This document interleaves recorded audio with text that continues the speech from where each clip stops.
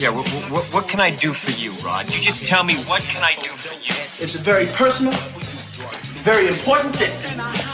Hell, it's a family motto. Are you ready, Jerry? I'm ready. Just want to make sure you're ready, brother. Here it is. Show me the money. Yeah, yeah. Yeah, yeah.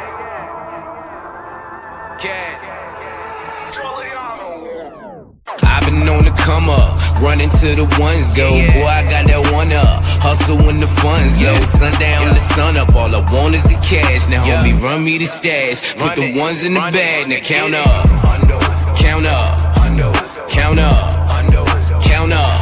I'm talking 1 milli, 2 milli, 3 milli, 4 billy, 5 billy, I'm illy. I've been on the come up, counting money till my thumbs hurt. No Birdman, bitch, but I'm a stunner. Just watch how you run up. I keep a couple gunners. I've been grinding all winter just to flex all over summer shit. Wrist cold when I fall through. Rose go to my arm, boo. In and out of my city, but come whenever I call you. Who gon' love me more than when I'm stacking out on tour? Them hoes that made it past security, they knocking on my door. You gon' be there when they gone. Show my love by getting more. Hustle so you ain't alone. You won't leave me, that's for sure. I'm talking Benjis, Franklin's, all these hundos on my floor. I just broke a couple bands, believe me, I've been going hard. I'm tipping bottle after bottle, swerving model after model. Who won't cash? That's the motto. Spending like I hit the lotto. Yeah, I'm loving my life. I know that I ain't shit without you. Actions speak louder than words. They broke cause they just talk about you, huh? I've been on the come up, running to the ones go. Boy, I got that one up, hustle when the funds low. Sundown to sun up, all I want is the cash. Now homie, run me the stash, put the ones in the bag. Now count up,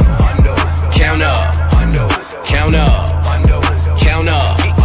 I'm talking 1 milli, 2 milli, 3 milli, 4 billy, 5 billy, I'm illy. Money bag after money bag, I'm the man now. Play the cards that I was dealt and I ain't need no handouts. Fresh on every set, give respect, mama out of debt. Got a new connect, we the best, homie run the check. Wifey got a new bag, new house, you mad? We just doing us, feeling wavy, fuck a do-rag. This that no stress flow, bobbing on my ex.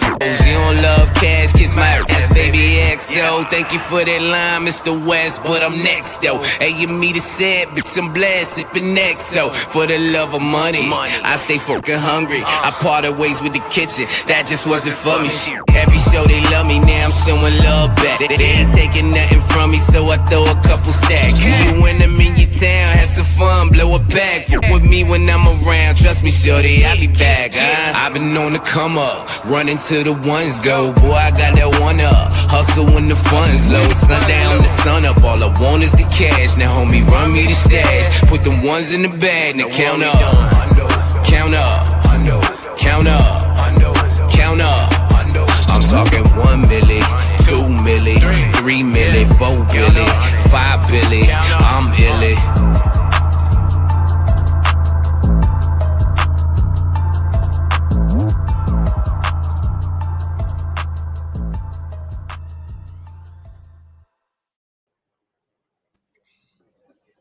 Yay! What's going on, everybody? What's goody? What's goody? What's goody?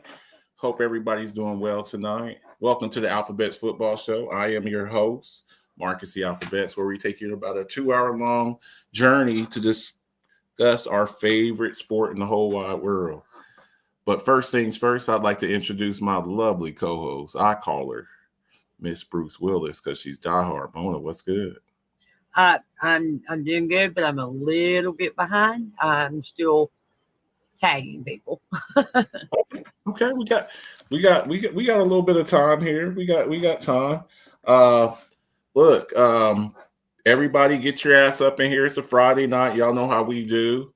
Like and share the show, tag the show. We got a few things to discuss. Thursday night game, make the rest of these predictions and stuff like that. We'll talk about that. A couple little moves going on. We had our first coach firing this week. Brian Callahan from the Tennessee Titans. He's been fired. Not the coach we expected, but just a couple little things going on. And then we'll make our, we'll do what we do here. We appreciate everybody who comes through and shows support, but like and share the show, tag it. Get up in here, get you something to drink, get you a soda, some water. This ain't coffee talk. Get you a soda. Get you a drinky drink. You grown. Get you a little glass of whiskey and get up in here and let's talk some football, man. So Okay. there you go. There she goes. Mona, Hey, what's good? Yeah. Did you let me see here. I'm trying to share. Did you send me the link, Mona? Let me see here. I didn't, but I can send it to you right now. If you could do that for me so I could put it up here. You got it on the I've got it got in it the on- group.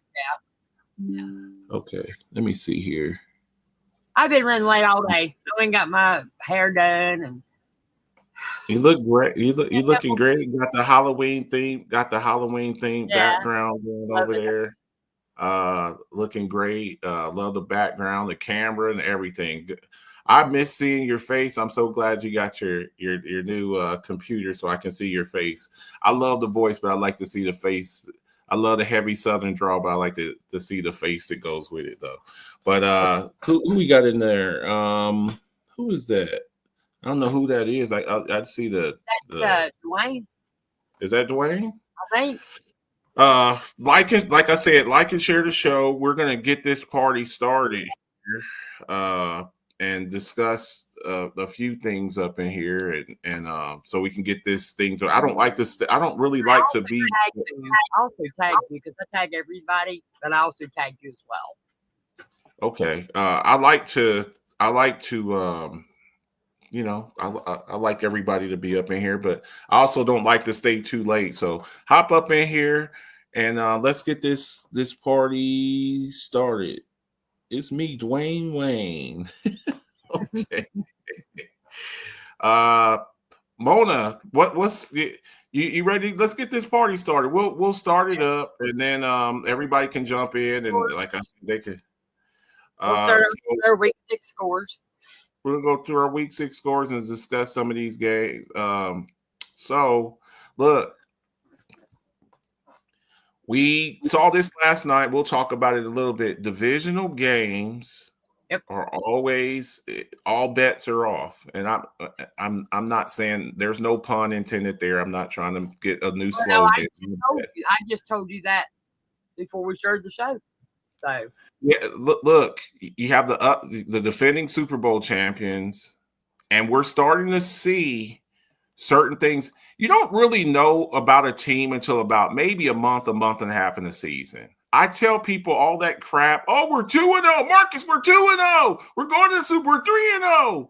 We're going to the Super Bowl. You don't really know what a team is. You don't really know about the team until about maybe 6 weeks. You see some, and you start seeing flaws, and then you start also seeing potential with the Giants. It's way early, and I don't want to sit up here and crown them already. It seems like the Giants may have found their quarterback. Yep. The Daniel Jones experiment didn't really work out. Stay healthy. If he can stay healthy, and that's anybody. But he's a first round pick. To me, he needs to stop diving. Yeah, definitely. Got to stop doing that. But you see some of the stuff that I tell y'all. I'm not just telling y'all things that I think. I'm telling you things that I know. Firstly, y'all hear me say all the time, the quarterback position now, you have to have mobility. They don't just want a pocket guy who just sits there in the pocket and just sits there, because with the way defenses are now, what they want is a guy who can create. Everything's covered. He takes off 6-7 yards, 20 yards, runs down the field, gets you a first down. Jackson Dart has some of that in him, and he's not a little dude. I was like, look, he's like 225, 230. Yeah, he's got a little bit of wheels, and he got out of some jams with the Eagles. Got out of some jams with them. Cam Scatterboo. I don't know how long he's going to play. I don't know, because as a former running back, when you play the way that he plays, he's a crayon eater. This guy's a crayon eater. This guy is a meathead diving head first into a concrete wall. I don't know how long he's going to. He plays very violently. Yes. And I got my first real watch of this guy against my Longhorns when he was at Arizona State, and he single-handedly, he's not that fast, but he's fast enough. He's not that fast. He's not fast at all. But what he lacks up for speed, he plays with aggression. Like every run is his last run. Eagles, we're starting to see chinks in the armor. And this is what happened when you're the champion. People start gutting your team, taking your coaches, your coordinators, taking He your was at 4.5540. which is, like I said, he's not slow, but his official combine result was 4.85. He's more of a game speed kind of guy. He's a game, like some guys, like they got functional speed. Like I said, he's not that fast, but what he makes up for every play, he's gonna put his helmet into your chest and try to run through you on every play. I don't know how sustainable that is. Eagles, Some of the things that we've seen with the Eagles. I have my opinion on Gary's Eagles. Jalen Hurts, and this is why everybody was crowning Jalen Hurts. Oh, Jalen Hurts, he's a Super Bowl champion. This is who you play with matters. Yep. You're surrounded by Saquon Barkley and A.J. Brown and Devontae Smith and Dallas Goedert and that offensive line. And But you have to be able to get the ball to him, too. That's true, but last year, his advantage was Saquon Barkley ran for 2,000 yards. He didn't really have to do much, just hand the ball to Saquon. And that opened up. And when teams were playing the Eagles last year, not so much this year, they were like, we must stop Saquon Barkley. So that opened up a lot of things for him to do whatever he wanted to do. Now teams, after last year, they're saying, we're not going to let Saquon Barkley hurt us, and we're going to load the box. And Jalen Hurts, you're going to have to beat us. And so far, he can't do it. So this goes to show you every year is his own year. And what you may have gotten away with last year, defensive coordinators are not going to allow you to keep doing the same thing over and over. That's why you have to you have to constantly upgrade. You have to constantly work on your craft, because if you had some success last year, those guys this entire offseason are like, we are not going to let Saquon Barkley kill us. Ravens, we are not going to let Derrick Henry kill us. That's what teams do. That's just the way it works. Derrick Henry's not having the year he had last year. Barkley's not having the year. They both led the league in rushing last year. So Eagles, they're on a 2-game losing streak. And that's the other thing, too. You have your Super Bowl hangover kind of where, look, you're going to get everybody's best shot because you're the champ. You're the champ. And look, when you're on top, everybody wants to knock you off. So great win for the Giants. And again, throw records and all that out the window with when you have divisional games. Broncos, Jets. The Jets may not win a game. And what I've seen this year, especially from last year, Mona, and he was with you last year, I have seen a regression with Justin Fields. He has regressed. He has gone back to some of his bad ways. He was never a very accurate thrower, but his athleticism. And then the Broncos defense is they're incredible. They lead the league in sacks. They come at you from everywhere. Benito, Zach Allen.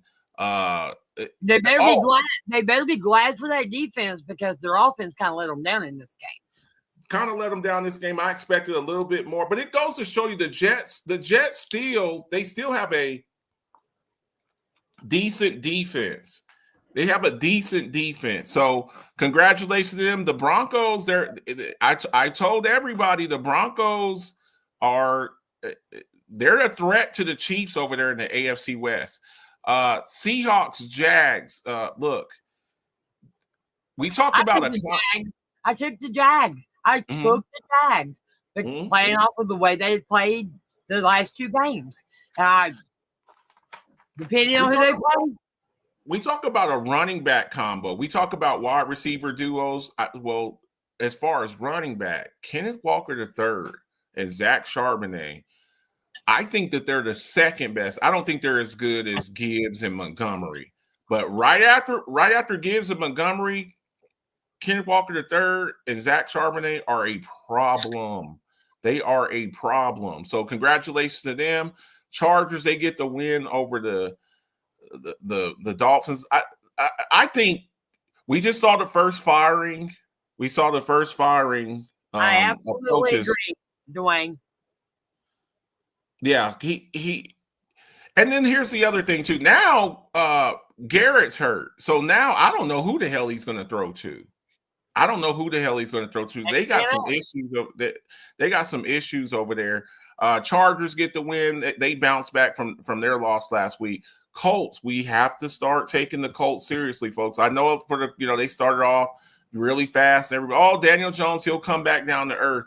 They got a good team over there. Jonathan Taylor's playing out of his mind. I think he's leading the league in rushing right now. Two girls has been in bed since 8 o'clock and they're giggling.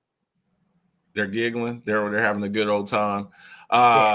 So congratulations to the Colts. The Rams, they get back on their winning ways. The Ravens are nosediving. They're nosediving. We're not at the Ravens yet. We're Rams and Dolphins. No, it's the Rams. The Rams and Ravens. No, it was. Ravens. Oh yeah, Rams. Okay. It's the Rams and Ravens. Look, the Ravens are. Yeah. The Ravens. Look, man. Now they're on a bye this week, and hopefully for them, this hamstring. The tricky thing with hamstrings is, it's one of those. It's not like a set time for. It's not a set time. Now, we just saw Mike Evans miss, I think, the past 4 games. They're on a bye this week. We will see. Yeah, that's it. We will see. Sprite. It's a green can.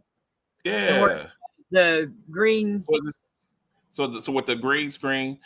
If the Ravens keep losing, I'm not bringing back Lamar Jackson. I'm not. If they just keep losing, I'm going to be like, look, we're just going to chalk this up as a losing season, get us a high-ass draft pick, maybe fire Harbaugh, and there's some things that we got to fix over here because they're not going to fire Harbaugh. I just don't believe it. Well, he got called to the office the other day. I believe if they continue. I don't think it had anything to do with the job. I really don't. We'll see. Look. Ain't nobody is untouchable. We watch Belichick get fired. We watch Bill Belichick. He got 6 Super Bowls. After a while, you keep losing and wasting resources, and our quarterback is in his prime. Nobody's untouchable. So we'll see what happens. Have you noticed the Chiefs and Bears, 2 high-power offensive teams, and the Ravens and Lions? No, you got to finish it. They beat the Ravens so bad that they broke Lamar Jackson. Beat the Ravens so bad that okay. All right. The Lions was I think the Lions was a more impressive win than the Ravens was. Dwayne kills me though with some of his comments. I have to read them. Yeah. Cowboys lose to the Panthers. Look. I thought it'd be a close game, but I thought the Cowboys would pull that game off. I really did think that they could win. Whenever you have a player coming back, I talked about this a little bit on Coffee Talk. When you have a player coming back that was with your organization, we saw this last week with Stephon Diggs playing against the Buffalo Bills. They want to make a statement. Diggs did it last week. This past week. Rico Dowdle, he came in there. He told them before he came, it's like he felt like he was slighted with Dallas. They didn't want to pay him. They let him go. They picked up Javonte Williams, and he ran wild. Rico Dowdle's a very good back. He's been covering down for Chuba Hubbard. And look, Dallas misses Micah Parsons. I've been saying this. Top 3 edge rushers don't grow on trees. They don't grow on trees. So, Dallas, they need to make some moves. I don't know if they're going to be buyers or sellers. They should be buyers at the trade deadline. They need defensive help. Offensively, their offense is explosive. George Pickens, he's found new life. He's got 6 or 7 touchdowns. Dak Prescott is playing at an MVP caliber, but I don't think he'll win the MVP because of their record, because their defense is terrible. Their defense is just atrocious. So I don't know what Jerry Jones plans to do in the next couple of weeks. Like I said, the trade deadline's coming up. They've got to figure it out on the defensive side of the ball. So we'll see what happens there. Another division game, Steelers and the Browns. Look, DK Metcalf, that defense, they got after the kid, Dylan Gabriel. They were all over him. I expected that.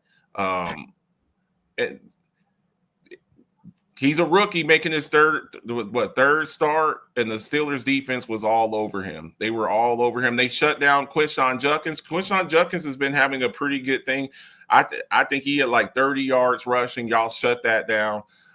So look, we'll talk about the game last night, but we're talking about last week. And look, I say it all the time. Every team can have a stinker. We've seen every team have a stinker where you're just like, you're not on your best game, and opponent that you should on paper beat, you lose to. And look, we don't play football on paper though. We play football on the football field. So, the Steelers get the win there. Patriots, they continue their winning way. Look, Patriots are in first place in the AFC East. Yep. Drake May's over there doing that, but it's not looking. To me, it's not looking good for the Bills when they come back, because they got some tough games coming up. They're on a bye this week. Yep. They're on a bye this week, but the Patriots, when you've had an advantage in that division, when people get mad when I say cupcake division, beating up on Zach Wilson, beating up on Sam Darnold, beating up on Mac Jones, beating up on Tua with his mashed potato brains, you got another quarterback in the division. You got a good coach in the division. Mike Vrabel, I hold him in very high esteem. That defense is rocking. And Stephon Diggs, they seem to have found their number one receiver. It's going to be a fight. It's going to be a fight over there in the AFC East for AFC East supremacy. Raiders, they finally get back on the winning side. The Titans are bad, and again, I just said that their coach just got fired, Brian Callahan. I think that was the final straw. He was skating on thin ice. I didn't think he'd be the first coach to get fired, but I did think he was going to get fired. But I thought it would be. We talked about the coaches that we thought were on the hot seat, and he was one of them. Mike McDaniel and Dable. Dable saved his job. We talked about the Eagles and Giants game. He saved his job. Dart saved Dable's game. Yeah. That win saved him. So, Bucks. Look, the Bucks. That was a hell of a game there. And Mac Jones every week that he plays. Now, Brock Purdy's been ruled out again this week. They thought maybe he would play. He has the turf toe. Mac Jones has been covering down pretty good for him. But Baker Mayfield, if I had to put my money on right now for the MVP for this year, and look, we got a long way to go. We got 11, 10, 11, what are we, week 7? We got 10 more weeks. After this week, we got 10 more games. Right now, my vote for MVP would be Baker Mayfield. They're playing outstanding ball. Now, they did lose Ibuka. Ibuka got hurt in this game, but they're supposed to be getting Mike Evans back this week. My biggest issue in the San Francisco game is Mike Jones is out there doing it with backups of backups of backups. Yeah. I mean, no. And now is most likely, we got a slide on that, but he's most likely not coming back. Yeah, that's a tricky situation. They're saying he started practicing and then he just stopped practicing. I personally believe, and I don't have any evidence of this. This is just an opinion. I think he's trying to find his way out of San Francisco. That's what I believe. So we'll see what happens there. It'll be a little bit tough because they just paid him. They just paid him last year. I think he's like the third or fourth highest paid receiver in the league. Packers get the win over the Bengals. They finally, Flacco played good in that game, but he had just been on the team for a couple of days. I think you're going to see Cincinnati start winning some games because I'm going to tell you something. What they did to Pittsburgh's defense. We'll get there. We'll get there. But I'm just saying what what they did against Pittsburgh's defense. I think that shows me that he's found him a home, and he's going to be there for a while until Burrow. Well, I don't know if Burrow's going to make it back or not this year. Depends on whether or not you want him to come back. Well, what he allows for them to do is not rush Burrow back. When they say 12 weeks, a lot of times it's not exactly 12 weeks. It might be 14 weeks, and I don't have to rush you back. Okay, your window's open. Get back out there. You don't have to because you have a competent quarterback who's seen everything, got drafted in 2008, and has seen everything. We'll talk about the game from last night, but Flacco is a seasoned veteran. So that allows them a little bit of flexibility not to have to rush him back. And then the Chiefs, they get back into their winning ways. The Chiefs are getting healthier. I told you all with the Chiefs. Oh, we beat the Chiefs. Here's another MVP possible too. Now that Rashid Rice is back, that offense is going to be firing on all cylinders. And I don't care what anybody says. The best quarterback in the NFL today is Patrick Mahomes.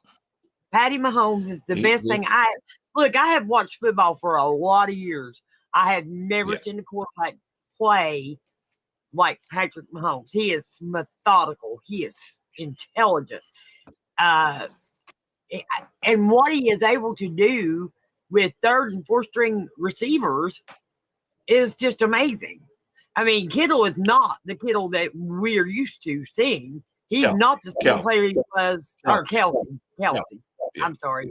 Kelsey is not the same player that we saw help win him his first Super Bowl. He's not that cat no more.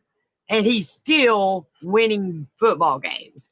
And I love what you said, Dwayne, about the high-powered offenses that you just beat back-to-back. I'm impressed. I am impressed with this.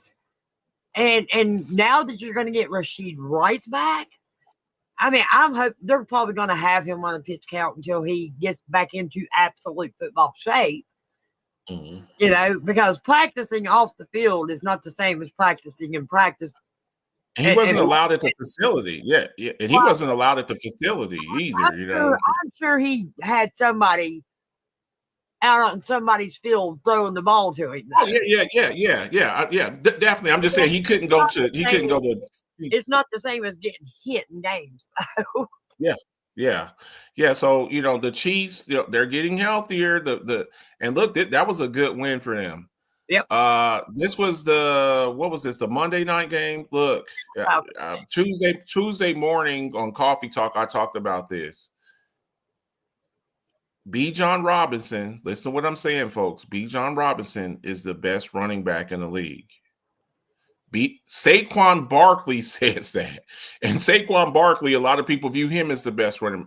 We talk a little bit about Chase, but at the running back point, and I cannot stress this to y'all enough, and I have debates and arguments with people about this. Speed. Yes, y'all hear me say that I'm a sizes, but I'm also a speedist, a person who can put their foot in the ground and outrun the entire defense. You don't have to always bang your head and run through 5 or 6 people like Cam Scatterboo.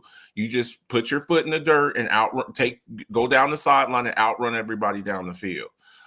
Incredible performance from Drake London. Incredible performance. I think Bijan Robinson is the reason why Arthur Smith lost his job. Well, yeah, because it's like, that's the way that they should look. How do you have those type of weapons? You got four guys that are first round picks. Michael Penix, first round pick. Kyle Pitts, first round pick. Drake London, first round pick. Bijan Robinson, first round pick. And you have a pathetic offense. That is coaching. And you're seeing now what they look like when you use these guys the way that they're supposed to be used. They can light you up. And I mean, Drake London had like 100-something yards. And Bijan Robinson had an 81-yard touchdown. I mean, he just took off down the right sideline and just burnt the entire deep. And then we're seeing, again, we talked a little bit about the Eagles with their weaknesses. Buffalo, when I told you in the first game, when Derrick Henry ran up and down the field and y'all won that game, it doesn't matter, Marcus. We won the game. We won the game. You can't stop the run. Well, we won. We won. Doesn't matter. Doesn't matter. Does it matter now? Because some of those weaknesses that you see, teams, I promise you, the Atlanta Falcons looked at that Ravens game that week 1 when Derrick Henry ran up and down the field, and they said, we're going to do the same thing. And guess what? When you play this week, next week, when you come back and a two-headed monster with Carolina, they're going to look at this Atlanta game and they're going to try to do the same thing. Yep. And the other thing too, you don't have a number one receiver. Before the trade deadline, look, y'all can try that. Everybody eats, and we're gonna throw the Khalil Shakir and Keon Coleman. Those ain't number ones, guys. They're just not. So Josh Allen's out there. He can't find anybody. He's taking a lot of sacks, a lot of hits, and this is what you see. You better get it fixed because it's a copycat league, and everybody's going to try to do the same thing. Now you got to have the personnel to do it. But when teams see you can't stop the run, that's bad. That's bad. That's real bad. So we'll see what happens. Congratulations to the Falcons. The Bears, we're starting to see. I tried to tell you. I know a lot of y'all don't like Caleb Williams. You don't like the fingernail polish. You don't like he's kind of a goofball. He's kind of a weirdo. I will admit that. He is.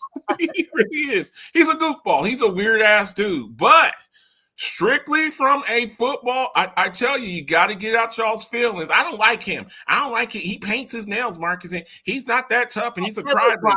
That wouldn't why I don't like him. Well, I'm saying there's some people that that I've heard people tell me that I don't like him. I don't like the fingernails. I don't like that he cries to his mom on the sideline. The guy you don't go number one overall, folks, for no reason. He's a Heisman Trophy winner. He started at Oklahoma, which is a powerhouse. He started at USC, which is a powerhouse. The guy is talented.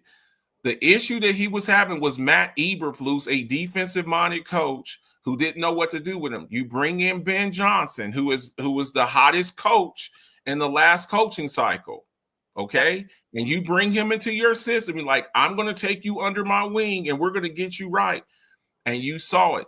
DeAndre Swift had a good game. We're starting to see Rome Odunze. He's starting to take off. This is what you have here. And then again, you have the former number one pick, Caleb Williams, versus the former number 2 pick from last year, Jaden Daniels. Those guys, let me tell you how football players are wired. I'm better than that guy.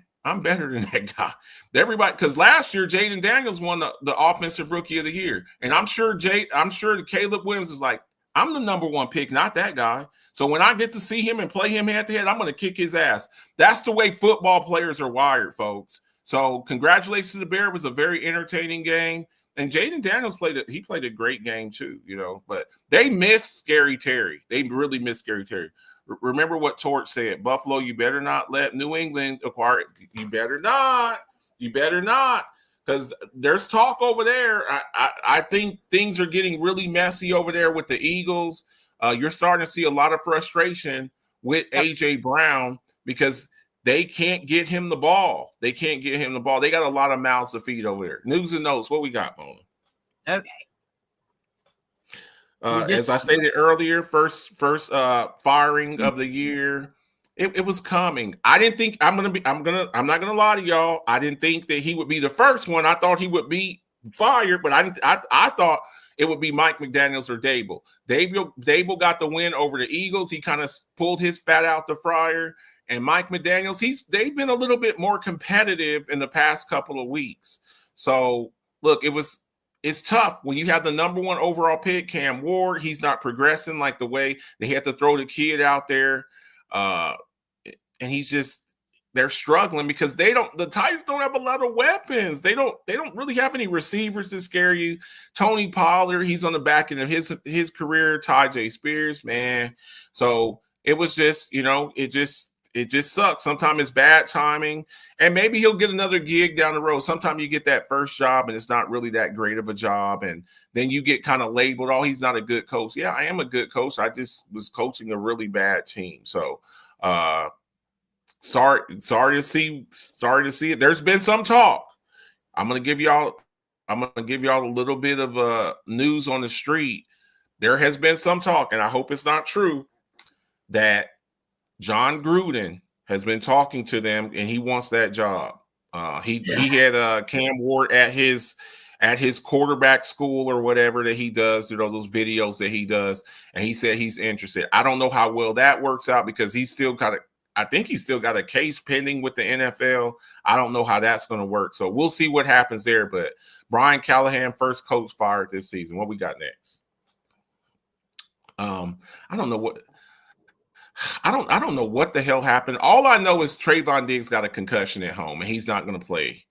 And this has been a tough road back for him. And you don't see the same type of motivation. And this is what organizations get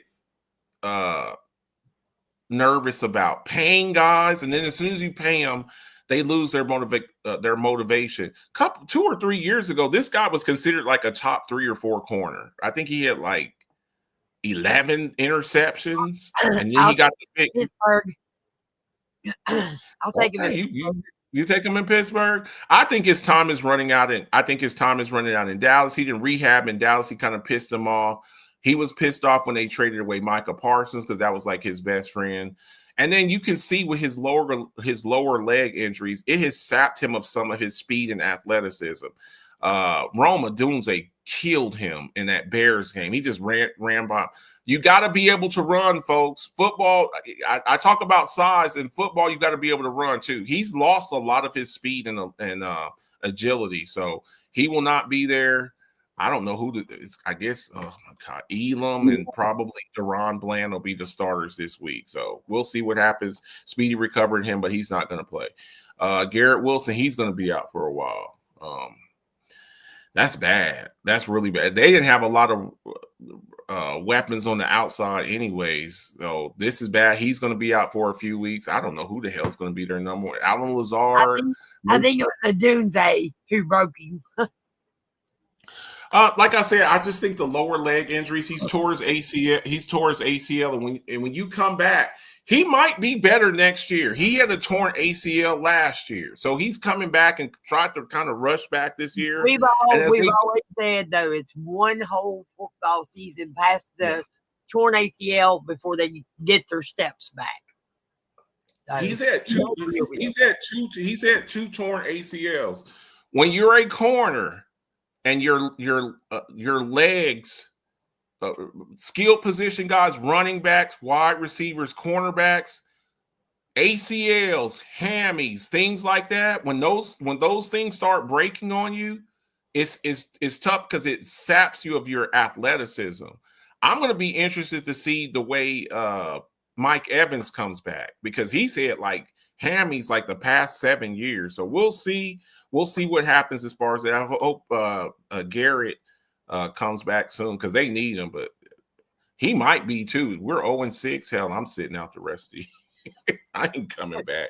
Why did the Jets have so much bad luck? They're because they consistently miss on quarterbacks. And when you do that every year, they're having to pick a quarterback. Every few years. They picked Sam Darnold in 2018, and then 3 years later, they're drafting Sam Darnold, number 3 overall. And Zach Wilson was number 2. But then you said no, you said that wrong. You said Sam Darnold twice. Sam Darnold and Zach. I said Zach Wilson, right? No, you said Sam Darnold the second. They drafted Sam Darnold. Sam Darnold was. I'm sorry. Sam Darnold was in the same draft as Josh Allen and them. He went like number 3. It was Baker, then Saquon. Well, I think what Sam Darnold's doing right now in the NFL, you have to say, was it Sam Darnold or was it the Jets? They can't develop quarterbacks. They can't. They can't. In short, they can't develop quarterbacks. They just can't. They can't do it. And another team that has issues developing quarterbacks is the Browns. We still don't know who their damn quarterback's going to be, and they drafted 2 quarterbacks, and then they just let Joe Flacco walk out the door like a bunch of idiots. What's the next slide? No, what a stupid organization! Listen, they did that on purpose. I'm telling you. Yeah, they did that on purpose because they don't want Pittsburgh to do anything in that division. I'm telling you. I don't think that. I still think. I absolutely think they did it to screw Pittsburgh. Period. I don't care what anybody.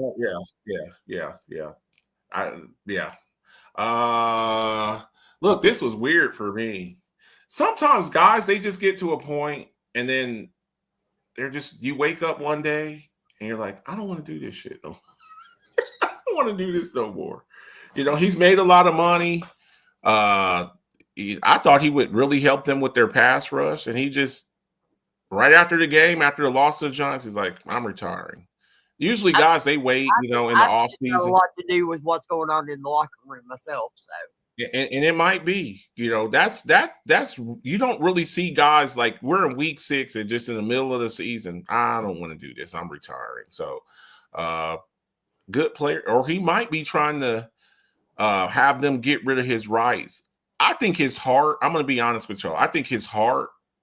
A lot of times, like your heart is in a place. You're at one place, and I'm here, but I don't really want to be here. I think his heart's really in Green Bay, because that's where he made most of his noise. That it was in Green Bay. I think he would like to go to Green Bay, but I don't know. I don't know that for certain. But as of now, he's retired. Maybe they still own his rights, so maybe they just like, look, we'll let you go. But he announced his retirement, so we'll see what happens there with him. Look, Puka Nacua, we talked about some of the good young wide receivers in the league, and a lot of people I don't think people give him his respect, Mona. I don't think they give him the respect that he deserves. I don't think he's the best wide receiver in the league. Now, there's people that's where I draw the line. He's the best receiver. No, he's not the best receiver. He's good, but he ain't the best receiver in the league. He's out for a few weeks.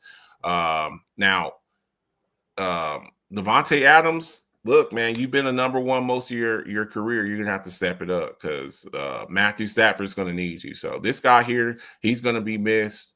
An incredible player. So hopefully he's not out too long. So hey, Bo, good to see you. We'll see what's going on with him. What we got next? Look, this was sad for me. Look, I tell y'all all the time, I'm a Cowboy fan. I'm a big Cowboy fan. My co-host is a Steelers fan, but I'm also a football player fan. Like I like players from different teams. I like TJ Watt. I like Myles Garrett. I like Jamar Chase. I like Breece Hall. I like Devon Achane. I like lots of players from a bunch of different teams. I may not be a fan of the team, but I like that player. I think Fred Warner is the best interior linebacker, inside linebacker in the game. I think he is. He broke his ankle, and it's just like the 49ers have – you talk about why are the Jets so cursed? But we need to start asking, why are the 49ers so damn cursed? Last year, they had a bunch of injuries. This year, they're the walking wound. The year after the Chiefs Super Bowl. Yeah, they had everybody was injured. Everybody, now Brock Purdy's Brock Purdy has been out. Kittle has been out. Nick Bosa's out for the year. Like they just cannot stay healthy. Ayuk's coming off of a torn ACL. Dewan Jennings is hurt. They just can't stay healthy. And this guy here, he's out for a year. He's gone. I mean, that's a huge loss for them. So speedy recovery for him. He had his surgery this past week, and we wish him a speedy recovery. I love watching him play. I don't know if y'all saw it. If you should see it, because I do Coffee Talk Mondays through Thursdays. I did talk about this. This was a chicken shit coward move. Pardon the French. We're on YouTube. I try not to curse too much. I curse a little bit more on Coffee Talk. This is a weak ass move, man. But like I said on Coffee Talk, football is a grown man's game, and the word around the NFL is Juju Smith-Schuster is kind of a little punk. And here's the thing about football. As compared to other sports, and again, this ain't a knock on other sports. With football, we get to legally assault you. Okay. Now, when you do things outside of the line on a football field, guess what? You got to see me. After you got to see me. And when you do certain things, people like to talk and chirp and say lots of things online about this and that. Well, guess what? Afterwards, you got to see me face to face. And what a lot of guys do is like, hey, I heard you were saying this online. You were talking this online. I'm standing here right now. And if you say that right now to my face, I'm going to knock your teeth out of your mouth. Y'all saw this also on Coffee Talk where I talked about this, where Trent Williams, offensive lineman, he was offensive lineman for the 49ers. And he went up to Richard Sherman. Mona, I don't know if you remember that. He walks up to Richard Sherman after the game. And Richard Sherman at the time was always talking, and I'm the best corner in the game, and F the Redskins, F all of these guys over there. And Trent Williams, 330 pounds, goes up to him after the game, and he says, I heard you've been talking a lot. I dare you to say that right now. And Richard Sherman's like, what are you going to do? He said, I can't repeat exactly what he said. He goes, I'll smack the snot out of you. Well, then do it, boy. And he hit him right there in the mouth, right in the middle of the field. Some of y'all are like that in real life. You like to talk a lot and say what you're going to do because you're behind a keyboard. But when somebody sees you, I didn't say that. Oh, so you better watch what you say. Juju's been like that. People have warned him for years, even when he was with your Steelers, Mona, dancing on people's logo and acting like a little kid and acting like a little punk. Well, when I see you, it ain't going to be no talk. I'm just going to hit you in your mouth. Now, that being said, what Brian Branch did was weak as hell. That's a sucker punch. I'm going to tell you what I'm going to do. Like Trent Williams told Richard Sherman, if you keep talking, I'm going to smack the snot out of you. You don't just walk up to somebody, they're going to shake your hand, and then you sucker punch them. That's weak. So he got a game. And he makes nearly $1 million a game. So that's $1 million fine. No game check. So look, he tried to appeal it, and the NFL said no. So that's $1 million. So he ain't playing this week. Don't sucker punch people. If you got something to say to somebody, I'm all about it. Go say something, but don't sucker punch. So that's a sucker punch. That's a sucker punch. But on the same token, don't be a little punk. Don't be a keyboard warrior talking about what you're going to do when you see somebody, because when they see you, it ain't going to be a whole bunch of talk. So hopefully he learns from this situation, and all y'all keep. I watched the whole thing. I watched what happened. Yeah. Patrick Mahomes went over to shake his hand, and he just kind of ignored Mahomes and said some unchoice words, and Juju heard it, and Juju did what he did when Vontaze Burfict blindsided AB in Pittsburgh. He got Burfict back the very next play. But this time he just went up to say, hey, dude, man, Like, you got to watch who you're dealing with, because there's some people's like after this game, like we saw a few weeks ago when Jalen Carter spit on Dak Prescott. For me personally, you spit on me, you're gonna have to see me. You're gonna have to see me because to me, spitting on somebody. So that's the way it was handled. So hopefully he learns from this. They denied his appeal, so you're gonna sit out. So we'll see what happens. What we got next? Brandon Ayuk has once again removed all team references from his social media and hasn't been seen in a practice. This is another reason why owners and GMs and stuff like that are hesitant when you have a rocky relationship with a player. Because you pay them, once you pay them and you give them guaranteed money. This actually happened prior to him getting paid. That's what I'm saying. And that's why they were hesitant to pay him. But he's a hell of a receiver. I never thought he was third or fourth best receiver in the league, contract worthy, but they did. So they let Debo walk and kept him. And then you got this guy now there, he's a year removed from his torn ACL, and he doesn't want to practice now. I personally, and I don't have any knowledge of this, and I want to make sure that that's known. I think he's trying to find his way out of San Francisco. That's just my personal opinion. I think his heart is in Pittsburgh. That's what I think, because there's been a lot of references between them. Now, Mike Tomlin has his daddy's there. Because his daddy's there. So we'll see what happens with this. I think it's going to says I don't know that Tomlin can have a son that looks as much like him as what as much as Ayuk does. He looks like he looks just like Mike. The big old eyes and the big hair. Well, Mike Tomlin cut all his hair off, but they look a lot like. So we'll keep y'all posted. I don't know what the deal is. I think eventually you're going to get to the point where there's going to be some fines and stuff involved with that. Kittle returns. They need him. We talked about all the injuries they had. This guy. I think now y'all heard me say, Mona, we went back and forth with this.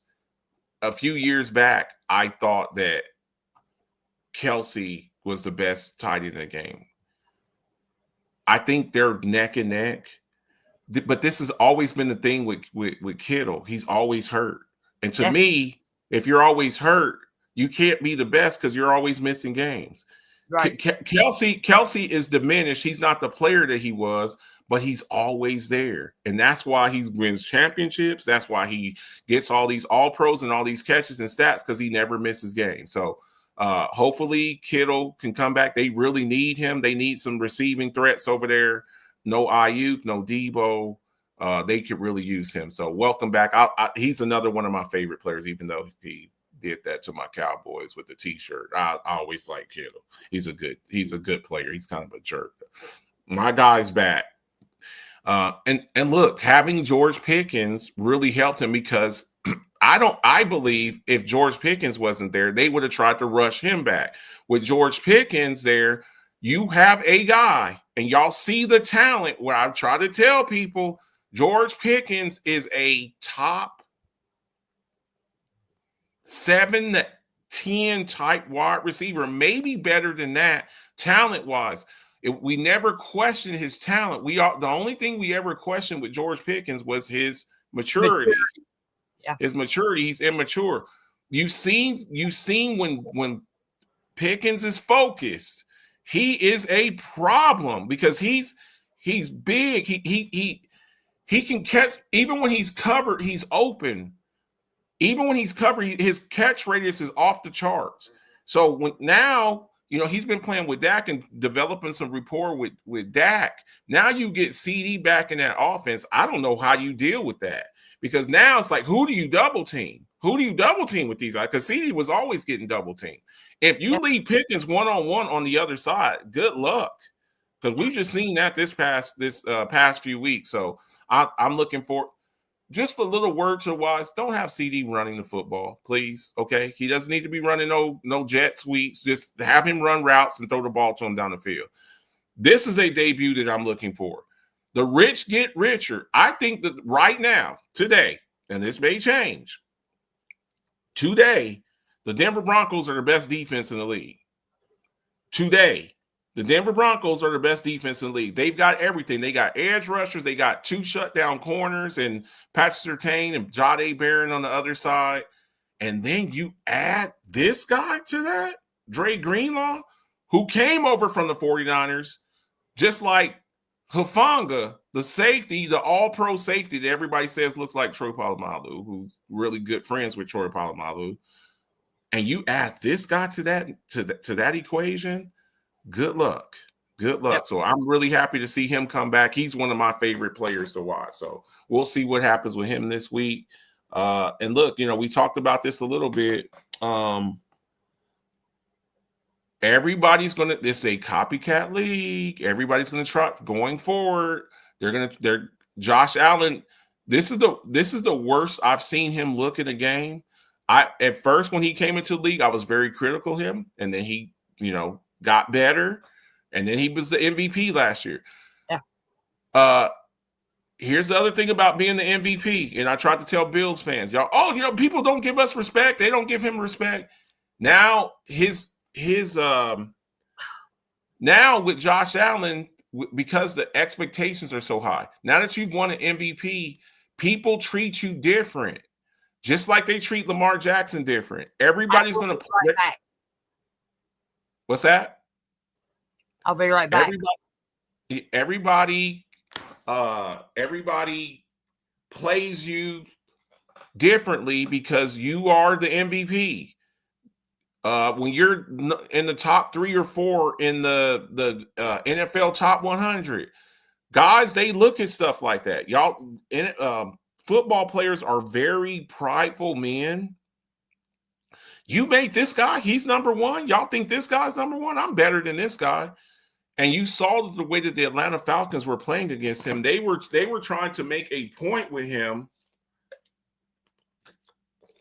They came after him. They blitzed him. They disguised coverages. And this is the first time in a long time that I saw Josh Allen looking confused. He doesn't really have that number one receiver, that go-to receiver over there. Keon Coleman hasn't really developed. Khalil Shakir, I don't view him as a number one. I think he's more of like a number 3. Joshua Palmer got hurt. Kincaid didn't play this game. Knox had to take over for that. And then with the play calling, Joe Brady, why in the hell are you not giving the ball to James Cook? He's your second best player. Mookie Hawkins, he interviewed Sean McDermott after the game, and he put the interview in this group. When y'all get done watching the show, scroll down. Mookie Hawkins, he posts content in this group from time to time. It comes on the show sometime. Mookie Hawkins asked Sean McDermott during an interview, why the hell aren't you getting the ball to James Cook? He's your second best offensive player. So, Bills, you're on a bye week this week. You better figure it out real quick. And what was McDermott's answer to that? We'll look at it.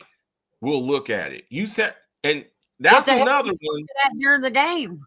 Yeah. So why the hell is Ty Johnson in the game? Why the hell is Ray Davis in the game? And James Cook had like 18 touchdowns last year. They get inside the 20 and they take James Cook out the game. That's not good coaching. So they're in a bye week this week. Hopefully they're looking at film. They better be looking at film and working on some things, because that was an abysmal performance. So we'll see what happens. They're off this week. We'll see them next week. And again, their defense has an issue stopping the run. Yeah. So that, you got that two-headed monster. Hubbard and Rico Dowdle. Yeah. Better get it fixed. Yeah. And we just seen the Panthers beat the Cowboys. So yeah. When it's a copycat league, and when teams see that you can't stop stuff, they come after you. What we got? We got a discussion. What we got here? We got discussion of a football junkie segment. Okay. I don't know. It just came in my head one day. You and I were talking about a couple of slides you had sent, and I thought, that would make a good segment, just discussing certain slides. So I don't know, the name popped in my head for some reason. I like it. Let's roll with what we got here. So we're talking about Jalen Hurts. I want to talk about this because I am here to tell you, I am a huge Alabama fan. Everybody knows this. I remember when Jalen pretty much got benched for Tua, He got hurt, and then they put 2 in, and he never got his job back, and he went to Oklahoma.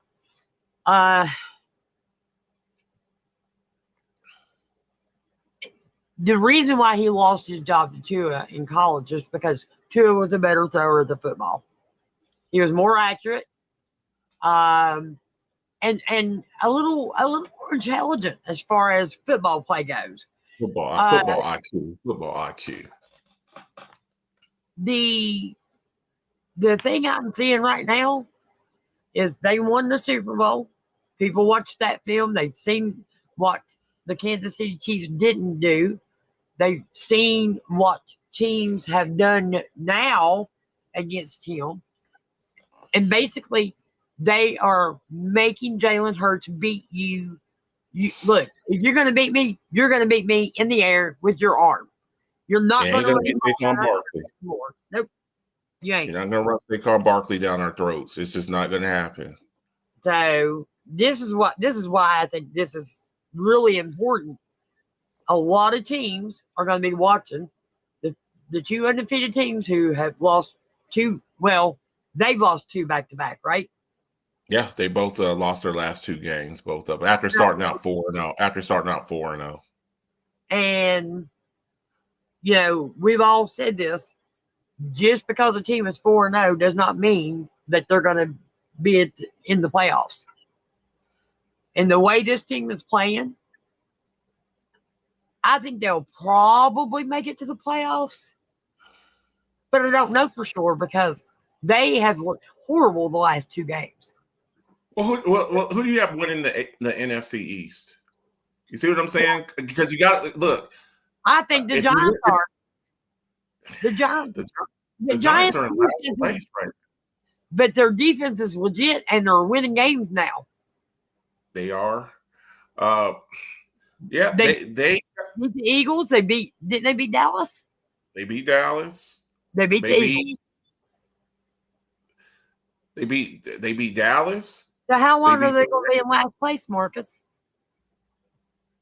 The Giants? I mean, I don't think the Giants are ready yet. Look, they had a good game, but Jackson Dart he's been playing, and they lost games where Jackson Dart played. And I think that they're going to eventually get better. I don't think you'll really see that leap from the Giants when Russell Wilson was playing. Okay. I don't think that the Giants will really be the Giants until next year because you're not just going to run the ball I still think the Giants make the playoffs.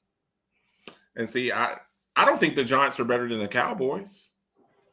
I don't think the Giants are better than the Cowboys. And we have to also look too is that they don't have Malik Neighbors for the entire year. So when you play the Giants going forward, what teams are going to do when they play the Giants? I'm telling you what they're going to look at. We got to stop Scatterboo and Dart. That's it. So they don't have any receivers really. The Eagles will probably get. Now here's the other thing we have to look at. I don't think a lot of people know this because they don't follow the NFC East like I do. The NFC East has not had a repeat champion since 2004. Every year there's another team. So we had 2 teams from the NFC East playing in the NFC Championship. Now, will the Commanders go back there? They didn't win it. The Eagles won it last year. So we'll see as far as that.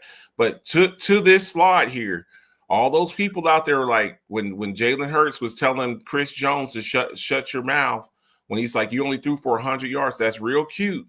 But what happens is teams start adjusting. They're like, okay, this guy can't really throw the ball. We're going to take his running game away from him.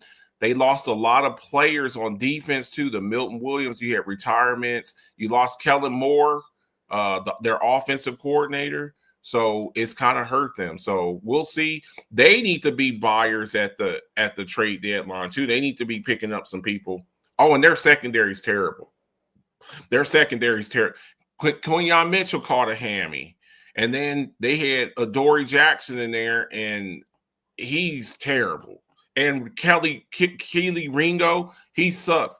We got to stop just ordaining people just because they play for a certain school. Oh, he's from Georgia, so he's good. No, he sucks. He's terrible. So they better get this fixed real quick because, again, you're the defending Super Bowl champion, and everybody that you play is going to be coming at you with their best shot.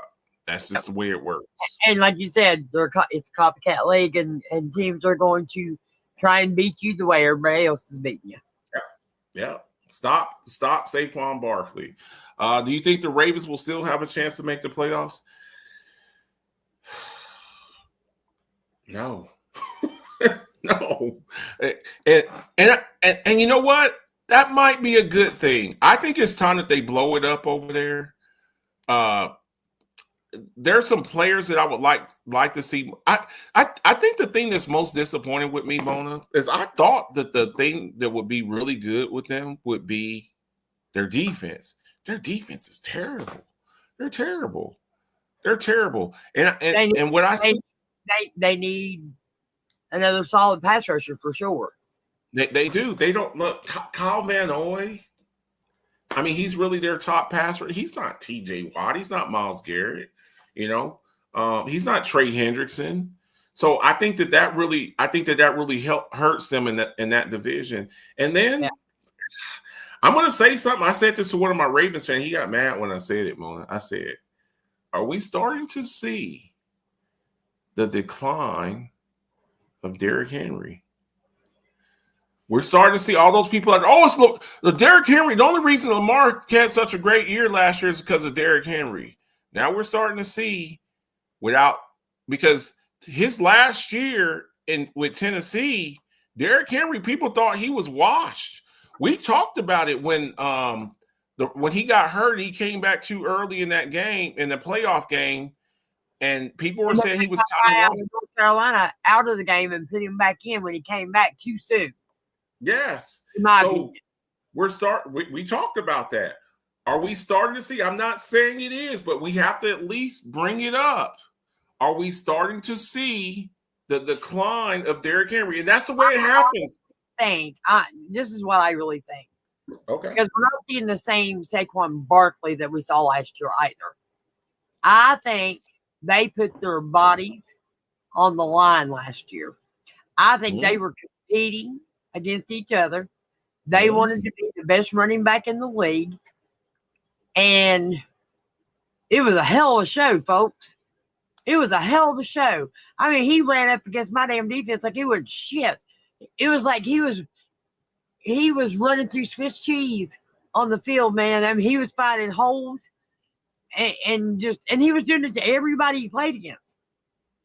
It takes a toll on your body. It takes a toll on your body. All of those carries, carries catch up to you. At his age, we all know when you start getting those injuries, the older you get it, the harder it is to get rid of. Look, I broke that pinky. I still can't straighten it up no further than that. That's as far as I can do. If I was younger, he probably would have been okay. And the thing about it is he trains hard in the offseason too. It's just as a running back, and we talked a little bit earlier about Cam Scatterboot. You cannot play like that and have a long career. We saw a guy like Cam Newton, who was basically their best running back over there. He's running and diving and doing the Superman and all of this. His career was over by the time he was 31. We see quarterbacks like Flacco and like Brady and like Aaron Rodgers going into their 40s, and Cam Newton was done at 31. You cannot play like that. That's why when I tell people, this guy, he's running through linebackers and stuff, that's not always a great idea because you're destroying your body. You're getting in a car accident. I played running back, and after games, I would do an ice bath because my body was beat up. The most carries I ever got in a game was 26 carries, and I felt like I was going to die. Now imagine doing that for, Derrick Henry got drafted in 2016, 9, 10, 11 years. Running the way he runs, it takes a toll on you. So we'll see what happens there. I don't think so. Not this year. I think because the problems that they have are not things that you can fix in season. They're just not. They're not things that you can really fix in season. So look, if they do, I'll come back here. Y'all got it on tape. We're on YouTube. All of these shows are cataloged. And you come back, Ravens fan. Marcus, you said the Ravens weren't going to make it. And you can have at it. You could, I'll sit here and I'll eat crow, but I don't see it. Right, Look. so since 1990, 1.8% of teams that started out 1-5 have made the playoffs. Only 1.8%. Yeah, and we just having this discussion. Is it a possibility? Yeah, but not very good odds. That's not 1%, one time out of 100. Well, let's say 1.8. That's closer to 2 than it is to 1. Two times out of 100. If you look at the stats, that's not good. So, and then you look at that division. You're behind Pittsburgh. The Bengals are getting better. The Bengals are getting better. So that's not good. So we'll see what happens. Again, if they do it, we'll what do we have to read that for me, Mona?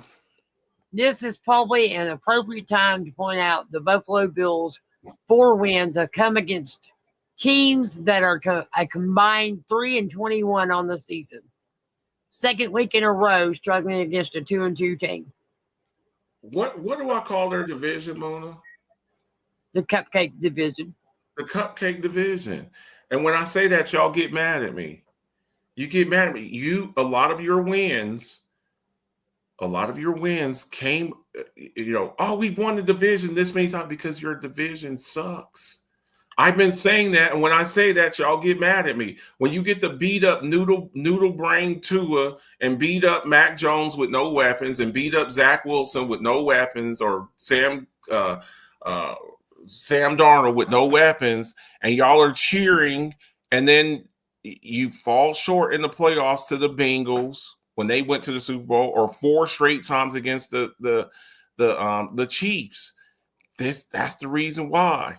So when I say that and y'all got mad at me, now you just lost to these two-win teams, and then you got a team who's highly motivated, and watch the film of you getting ran through this past week. What do you think?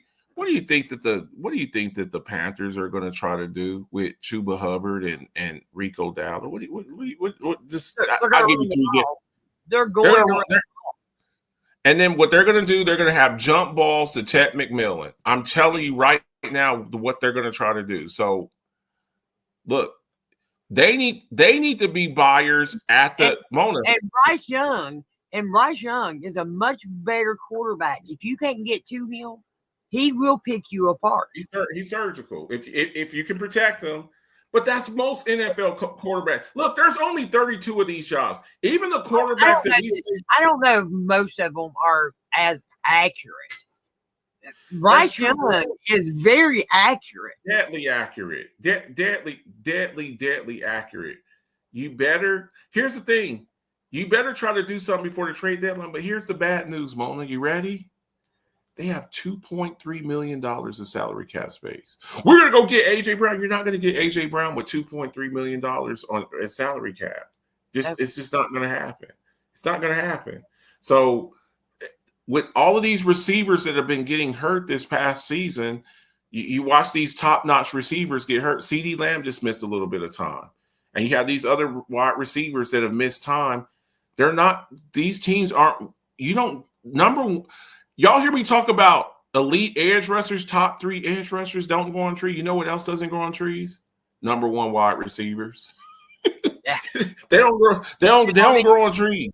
Hell, number 2 wide receivers really don't either. Number 2, the high end number 2 wide receivers, they don't grow on trees. So we'll see what they'll do. Y'all like to call your guy Magic Bean.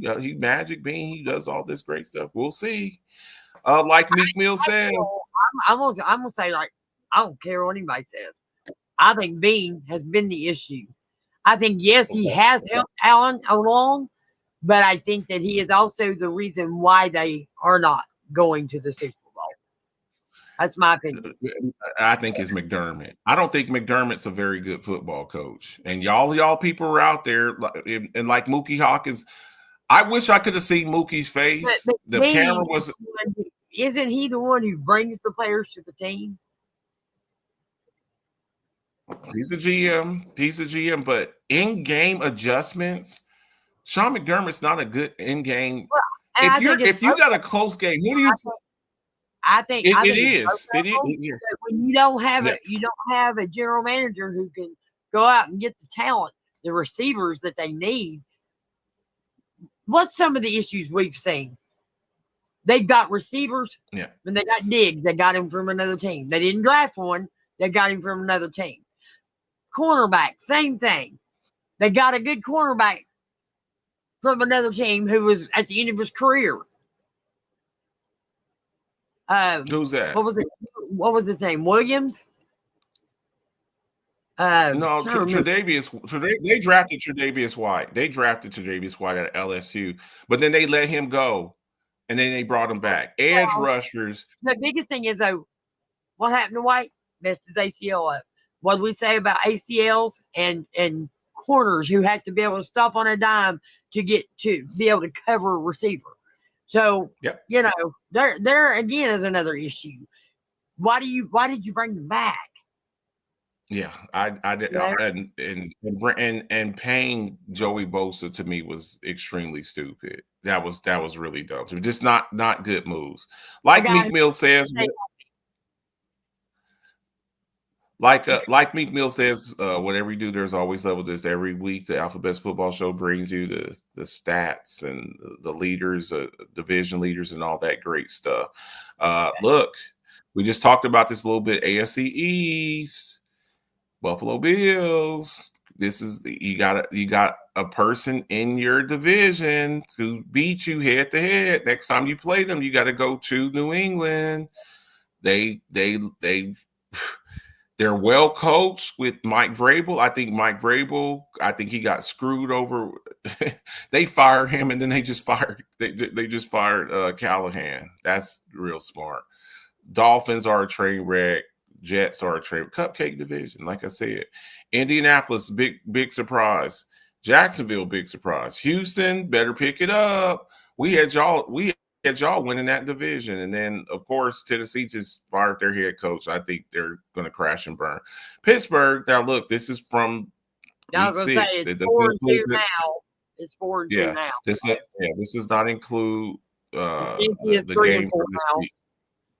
But I look, like I say, every team gets a stinker. That was Pittsburgh's stinker, and I still think that everything y'all want to do is in front of you. And see, I disagree with you. But we'll talk about that when we talk about the game. Okay, AFC West Chargers. I told you this would be the hardest path that the Kansas City Chiefs would ever have to take.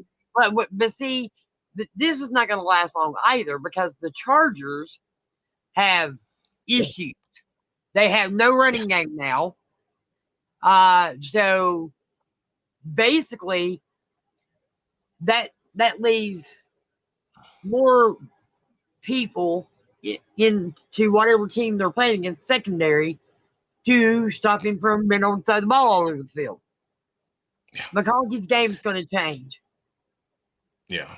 They do get back. They do get back Hampton. Najee's gone for a year, but Hampton's out for a few. He's out. How I feel about Hampton, and I think that you're going to continue seeing him leave and be gone for a couple of games because he's injured, and just like I feel the same thing about Jalen Warren with Pittsburgh. But anyway, you got to show some respect to Jalen Warren after last night. You got to show some respect to Jalen Warren after last night. 16 carries for 100.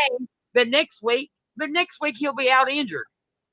He'll pull a hamstring or twisted a toenail or some shit that'll keep him out of the game. I'm sorry, but I've seen it. I've watched him since he came with us. You might be right. I am right. I've been watching him steady since he came to the team. I like Jalen Warren. I like Jalen Warren. I want to make that. I think that was the perfect amount of carries for him. 16 carries. Once you start going over that, you're also playing against a team whose defense did not have Trey Hendrickson and are really bad. most of the time, except for with Trey Hendrickson playing, and he wouldn't even win the game. So that's why he ran the ball. Okay, that's fair. He didn't, That's fair. He didn't run the ball like that against Cleveland. No, he didn't. And like you said, Mona, this ain't gonna last. The Chiefs are getting healthier. They're getting everybody back. Yep. Rice. Here's something I want to say. Side note. Okay. Rashee Rice paid his dues. Rashee Rice, and I did a piece on this on Coffee Talk. Look, I was the loudest one. Mona, you can attest to this. I was the loudest one when they were letting Rice play, and they were talking about having a hearing and letting him play until the hearing was over. I like, he needs to be suspended. He needs to be suspended. And Kansas City, aren't you glad that he got suspended the first 6 games instead of him playing these first 6 weeks, and then they say right now he's going to miss 6 games? So from week 7 to week 13, get it out the way. Yeah. Now you got him back. He's fresh, and he paid his dues. All you people out there, he settled the case for $1 million. He's still got to go to jail. I don't know if y'all know this. He's got to serve 30 days in jail. He's on probation for 5 years. With probation, that means curfew. That means breathalyzers. He probably can't drink. He can't be out unless he's at work, like, playing football. That's not true. There is no curfew just because of probation. You can't get out and drink. He can't do that. Texas. I live in Texas, in the state of Texas, which is he's got to serve probation. Even like truck drivers and stuff like that, unless it's job oriented, you can't be out. And that in probation generally talks about alcohol. This is an alcohol offense. So he's going to be on curfew probably after football season. He's got to travel because it's football season, so he traveling all over the place going to his game. So he's paid his dues, and he's still got to pay. He's still got to do 30 days in jail. He's got 5 years of probation. So people, look, I believe in giving people second chances. Now, if he just got away scot-free, he did not get away scot-free. He didn't kill anybody like Henry Ruggs, but this is a learning opportunity. The man paid his dues. He's paying his dues. Let the man live. Jumping over to the NFC side, Philly's still on top, but they are floundering. Mona, you talked about it, like with Washington. Yep. And then look, Dallas is 2 games behind. They're 2 games behind. This division can be won. And then the Giants just beat Philly. So look, that's a race over there. Tampa, they're kind of running away with that division. But you see Atlanta, what they just did. What Atlanta just did to Buffalo. Carolina, what they just did with their running game. And the Saints are the Saints. Green Bay, look, that division, you talk about a competitive division. I mean, every team in the division has a winning record. Every single one. I had to look it up because I knew I had read an article. Rashee Rice is on 5 years of deferred probation and must serve 30 days in jail at some point during that time. He also paid $115,000 in restitution to the crash victims, and his case will be dismissed if he successfully completes probation. While on probation, his main requirements are to serve his 30-day jail sentence and avoid further legal trouble, as his case will be dismissed upon successful completion of all terms. Those were his terms of probation. His terms of deferred probation. I've been on probation in Texas. When you with that on probation, that's automatic. You got to report to your probation officer, and as soon as you go to your probation officer, the first thing they tell you when you go in there. I'll tell you, I did it. As soon as you go in there for probation, the first thing they do is they hand you when you check in, because with probation you have a probation officer. That means you have to report to your probation. I absolutely my first cousin is a probation officer. And okay, my brother has been in and out of trouble, in and out of jail, and on probation many times. Well, I'm telling you. So when you with probation, you have to report once a month or whatever. They don't drug test you every time you go in, but they can surprise drug test you. That's what I'm saying. So, but they do breathalyze you. They do. They may not give you a drug test. I don't have drug issues, and they're like, Mr. Betts, you got to piss in this cup. But every time that I went in, you're going to get a breathalyzer, especially with him considering his offense. So he will be breathalyzed. And then they do surprise visits. They do surprise visits. So again, you can't be out unless you're gainfully employed, which he's a football player, so he's not really bound to a lot of the same thing your average Joe would be. You know, in the off season, you have no reason to be out at 3:00 in the morning. But you know, okay, we're Kansas City and we went to New York for a game. Okay, you know what I'm saying? So that's the deal. And then he probably has to.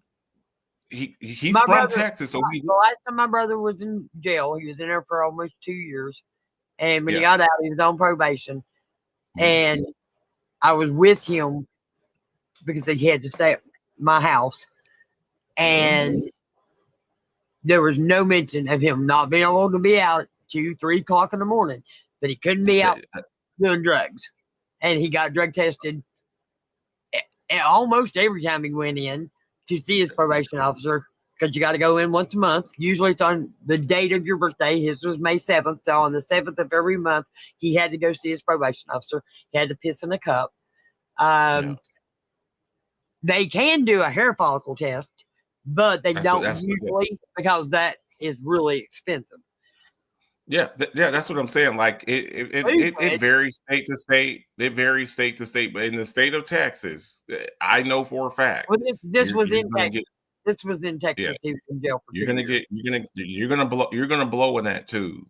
So, and especially if he was messed up. Yeah, and especially if depending on your offense too, the offense too, that has a lot to do with it.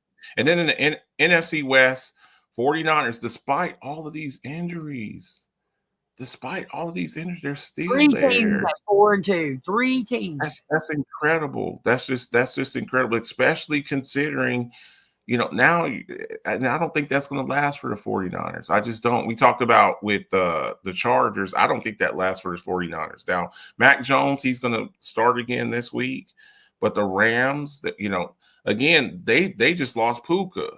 Yep. Seattle might mess around. Seattle might mess around. Seattle might mess around and take that division. So we'll see. Look, we're going into week 7. Look, we got a long way to go, man. Long way to go. So look, you see that's the first. Number 1. You see Buffalo was like at 2. They moved from. And the Eagles, wow. And see, every week it is, you know, when you take a loss, like an embarrassing type loss or just several losses, this is what happens. Power rankings, Pittsburgh will move down probably 1 or 2 spots, I figure. Yeah, no doubt. I think the Broncos are coming. I think the Chiefs are coming. I think Seattle's coming. They're climbing up there. So, you know, not too many surprises here. Not too many. I still think that the Titans are the worst team in the league, but the Jets, they're not too far behind. And I think you might see the Giants move up a little bit. Didn't the Titans and you might see the Bengals. Didn't the Titans just win a game? They did. Who was it that they beat the Dolphins, right? The Dolphins or the Jets haven't won a game. No, they're 0-6. Yeah. So okay. So so that's about right. So look, that's I don't see anything on here that's like egregious. Patriots are, I think in the next couple of weeks, I think you'll see them jump up a little bit. So I think the Falcons have figured out a few things too, and I think the Falcons are going to be moving up a little bit too. I agree with you, Mona. I totally agree. So this was week 6 coming into week 7, and a lot depends on who they've got coming up, who they're going to be playing against. Yeah, no doubt about it. No doubt about it. So, look, here's your statistical leaders: Matthew Stafford, the old Grizzly veteran, still doing things. And look, now again, we talk about it. He's not going to have Puka, but I just think that means more targets for Devontae Adams. I think you'll see a few more check downs to Kyron Williams. But I think Stafford, he's gonna sling it. Dak Prescott, he gets back CeeDee Lamb this week. I'm like you. He's having an MVP season, but he ain't gonna do it because of the defense. The record. Yeah, the record. They're not winning games, you know. Baker Mayfield, he's top 4. And then look, Drake May, they finally found their quarterback. The Mac Jones experiment didn't work out, but Drake May, I would like to really see them, Mona. I would really like to see them. And Jay Renaud actually brought this up. He was AJ Brown, Chris Olave. With Miami, will Miami start having a fire sale over there if things continue with them? We'll see. Jackson Smith and Jigba, you see him doing his thing. He, with them losing DK Metcalf and Tyler Lockett, he's emerged as that alpha dog receiver over there. Puka Nacua, I don't know how long he'll be there, how long he's going to be out. George Pickens, who you play with matters. The only thing with Pickens though is CD is back. CD's back. His are probably going to drop. Some of his targets are going to probably drop. Emeka Egbuka, he's going to be out for a little bit. Although with CD back, if they doubled CD, Pickens, it could be the scenario of AB and Juju. Exactly. Yeah, exactly. And then Jamar Chase, who I believe, I've been saying this for as long as I've seen him, Jamar Chase, the best wide receiver in the game. So I agree 100%. And then Jonathan Taylor, a lot of people thought he had fallen off. He's doing his thing over there. They're winning games over there, him and Indiana Jones. Well, let's just talk about that for a second. The best thing that's happened to Jonathan Taylor. What's the best thing that happened to him? Getting a competent quarterback. And he got healthy. And he got healthy too. He's missed some games because at the time he was all that they had. They're rushing Phillip Rivers out there at quarterback and Carson Wentz. You got a competent quarterback now that takes pressure off of you, where teams are starting to they haven't been respecting. They're going to respect them now. They're going to respect Daniel Jones now.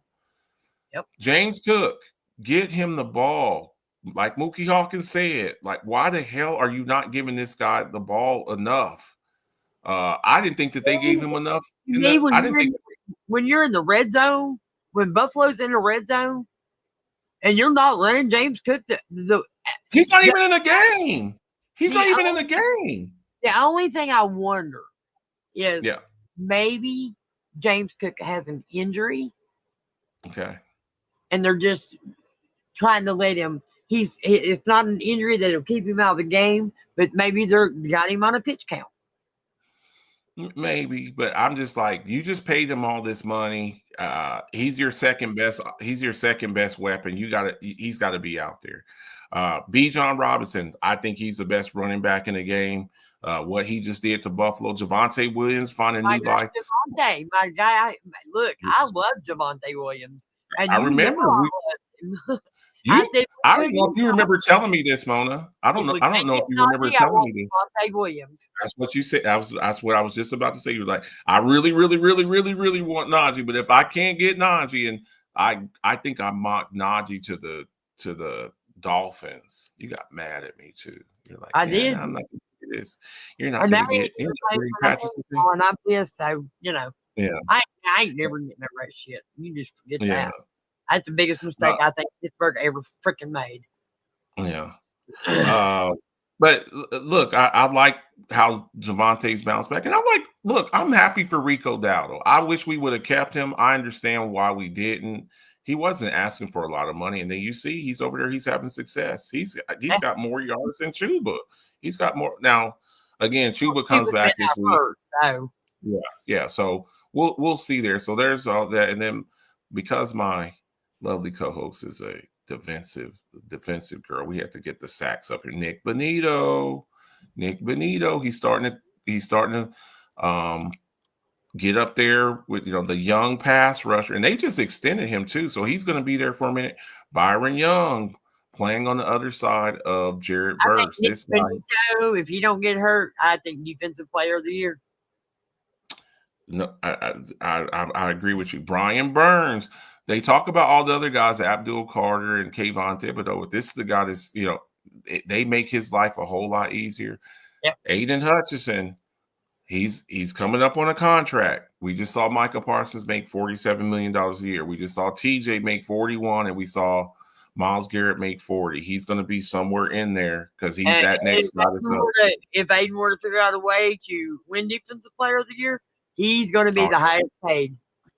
Yeah, that's just the way it works. And then Dorrance Armstrong, former Cowboy, who played with Dan Quinn in Dallas. He's over there. He's having some success with the Commanders. So, yep. So congratulations. Denver Broncos have a 10-sack lead on the rest of the NFL right now. They send wave after wave of player after you. Nick Bonito, Zach Allen, and now you got Dre Greenlaw coming back. I'm really excited to see what this defense can do. So congratulations to them. It's going to be nasty. Mm-hmm. And I got them on one of my fantasy football teams. Look. I'm a big Ben Roethlisberger fan. I know you are, but I know you're also, you how do you feel about this? Does that I sent this to you because I really wanted to get your thoughts on this. What your thoughts on this? Were him jumping over Big Ben Roethlisberger, Aaron Rodgers?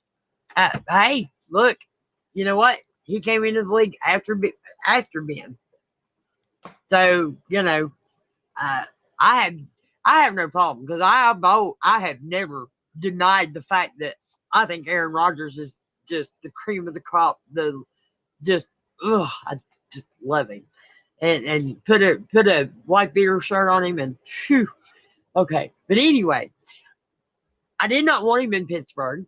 I wanted him to keep Fields. I thought he could very well be the future of our team. Now he's not looking so great in New York, but I kind of wonder if that's not more coaching than anything. I still feel that way. I still think Fields is negative 10 yards passing. How the hell do you get negative 10 yards passing? That's I don't even know how you do that in today's game. I don't even know how that's physically possible. I will always love Big Ben. Always. I don't care what anybody says. I can call him Roethlisberger or whatever you want to call it. I don't care. I know what he can do with that team. I know that when we started getting an aging defense and we let Dick LeBeau go and we were outscoring teams left and right, then all of a sudden we were scoring high numbers every game. But our defense couldn't stop the opposing team's offenses from scoring because our defense was aging. We lost Dick LeBeau. We lost that magic on that defense. The Killer Bees didn't have a chance because, the defense was starting to show their age. At that point in time, we had all the money on the offensive side of the ball. Now we have all the money. Well, now it's kind of about neutral. Probably a little bit more on the defense. Probably a little more on the defense. But once we let Fitzpatrick go, and then we brought Ramsey in, and but my point is, it's not as lopsided as it was. You're the highest paid defense. You're the most expensive defense in the league. But I'm saying we do have more money on the defensive side of the ball. But I think you're starting to see it's starting. The only person that you're paying on offense is the only person you're paying on the offense that's making the person making the most is it's DK. DK's making DK and Pat Freiermuth is making some damn good money right now too because they just paid Freiermuth. Well, tight ends don't make that much money though. Tight ends are like $14-15 million. You're not paying a quarterback you're paying a wide receiver. You have the highest paid non-quarterback. You got Alex Highsmith who gets paid, Ramsey who gets paid, Cam Hayward who gets paid, so Patrick Queen who gets paid. So I understand what they were trying to do, but again, I think that's what's kind of hurt them is that you just can't be that lopsided on one side. And then when you spend that much money, and then your defense is still getting gashed by Joe Flacco, that's even worse because it's like, okay, the thing that we spent all our money on. Because I got a lot to say about that game. Yeah, we'll go ahead and go to the next slide. Look, 23 targets last night. He hit 23 targets and 16 catches. 16 catches for 161 yards. Again, I've been yelling it from the mountaintops. And he's not doing this against this is against Ramsey. This is against Porter. This is anybody who they put on him. They had no answer for this guy. And we've seen this guy have like 200-yard receiving games. So I'm not surprised with it. I interviewed him on his LSU day, and I asked him, I am the best receiver in this draft. And this is when he was coming out the same year as Devonta Smith, who had just won the Heisman. He goes, I don't care. And he didn't play that year. He didn't play his last year at college. He didn't play that year, exactly, because of COVID. So, yeah, so this guy, he's as advertised, and just, just an incredible performance last night. So congratulations to him. Okay. Give me some Rocky Block. Got our Rocky Buyer Tough Guy Award, Players of the Week. And we have our Defensive Players of the Week. We have Jonathan Cooper with the Denver Broncos with 5 tackles, 2 sacks, and 1 tackle for loss. And you have Jamil Dean, 4 tackles, 1 sack, 1 interception, and 1 forced fumble. So there you go. Congratulations, guys. And then we got our Offensive Players of the Week for Week 6. None other than Patty Mahomes, best quarterback in the league. I don't care who you are. Best quarterback in the league right there. 73.3 completion percentage, 257 passing yards, 4 touchdown passes, 130. Well, actually, didn't he run a touchdown in?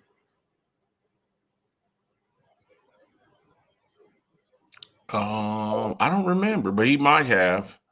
It's an incredible performance. He might have. I don't recall. 132.2 passer rating. So, congrats, Pat. And B. John Robinson. That's Marcus's guy, man. That's Marcus's guy. 170 rushing yards against Buffalo Bills defense. 68 receiving yards and 1 rushing touchdown. Best back in the game. And our special teams players of the week, Cameron Dicker, 17 points. Dicker. 2 point after attempts, 5 field goals, 33-yard game-winning field goal. So they done their job. They beat the team y'all got beat by. Then you got Ryan Fitzgerald with the Panthers. 12 points, 3 for 3 on his point after attempts, 3 for 3 field goals, and 33-yard game-winning field goal. So, we left way too much time. Left too much time on the clock. All right, did you knows? Okay, first lefty quarterback matchup since 2006. Gabriel and Michael Vick versus Chris Sims. I think that's Chris Sims. Chris Sims versus Michael Vick. I know at the bottom right, that's Michael Vick, number 7 for the Falcons. Yep. I think that's Chris Sims or Jeff Garcia. I don't know if that's Jeff Garcia or Chris Sims. I think that's Jeff Garcia. But yeah, that's you don't really see that many lefties in the. So you got the battle of 2 undersized undersized left-handed quarterback. So Yep, Chris Sims actually. and they said the wind is supposed to be 40 to 60 miles an hour. So yeah, good luck with that. I think you'll see a lot of running the ball this game. All right. Longest passing attempt ever recorded. My guy, 69.8 yards. And let me tell you something, Mona. When he launched that ball, because we've seen this a couple of times with him and Green Bay, where he had a win with a Hail Mary. And I was just like, man, like this guy, I never count him out. I mean, he would go up and get that ball. Yeah, I was like DK, Washington, Farmer, somebody come down with it because they had them all on the field at the same time. So. Look, no, sorry, Washington would never have been inside that end zone. He ain't fast enough. He would never. I mean, he would have never. He wasn't in the end zone. He wasn't down there. Yeah, I think they only blitzed I think they only rushed like 3 people. So it's just like just run down the field but you know, it still shows you that elite arm talent that he came into with the league. Even at 41 years old, he still got that gun. So that's pretty awesome. That's pretty awesome. Okay, so now we're at our prediction. Okay, prediction time. And now we can talk about the Thursday night game. All right. So Mona, I'm gonna let you go. Shoo. All right. Not too long. We got 15 minutes. I know you can talk about it for about an hour. I'll give you 2 minutes to break it down real quick. Let me break this down. And I apologize, but look, I am a diehard Steelers fan, and you know this. Mm-hmm. I love my Pittsburgh Steelers, but my defense, the offense did what they needed to do. The holding call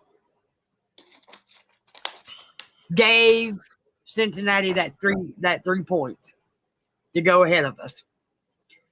It was a shitty ass call. I went back and I watched it over and over and over. That was a bad call. They should never have called that because we were moving the ball pretty efficiently at that point. And that was a very important third down.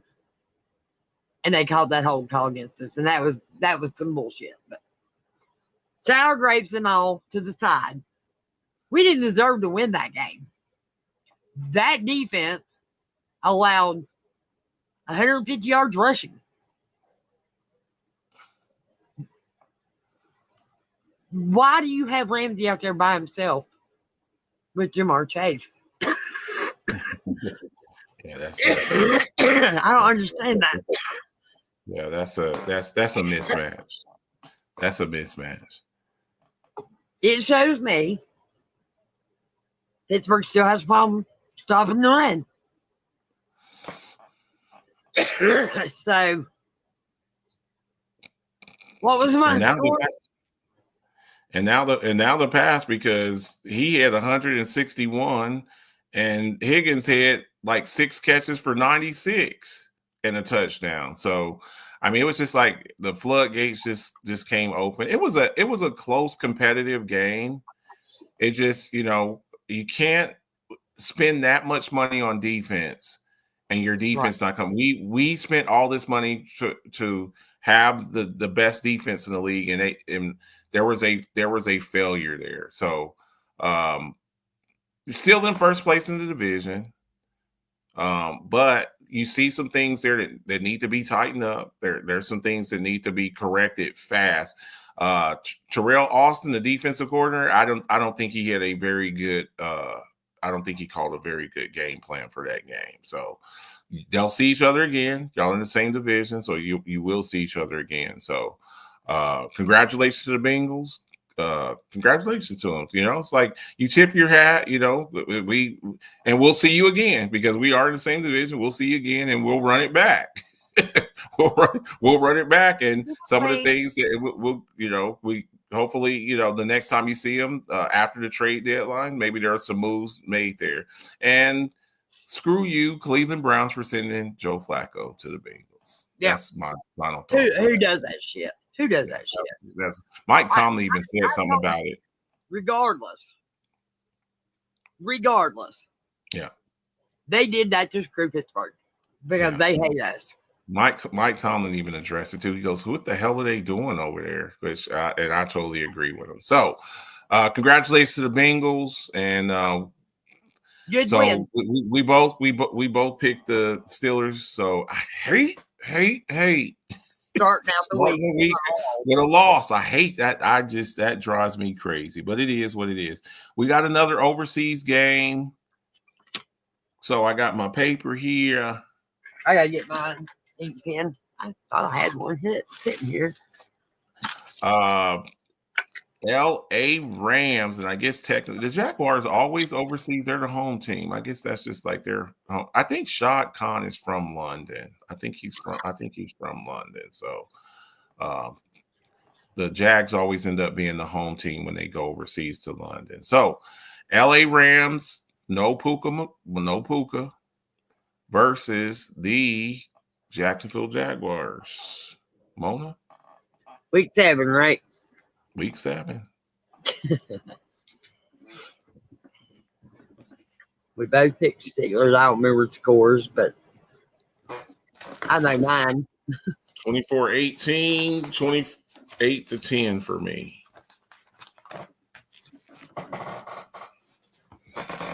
Bills Ravens on a bye. Let's see.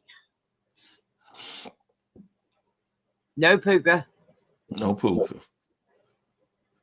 Defense is still pretty tough. Mm-hmm. But they're playing in Jacksonville. I'm going to give it to the Jags. No, they're playing in London. Oh, So that's right. It's a 9:30 game.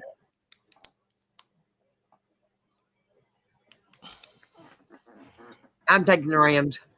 I mean, Rams. I'm taking the Rams. Okay. 24-17. I'm also taking the Rams. I think this is a Matthew Stafford game. I think he's slinging it all over the place. Beware of Jordan Lewis, former Cowboy, highest paid slot corner in the league. They might move him out to cover Devontae Adams, but I think you see a lot of Kyron Williams, and I'm going to say I think the Jags will put up a fight. 24-21 Rams. Let's see here. Jump into the 1 o'clock games. Patriots at Titans, Mona.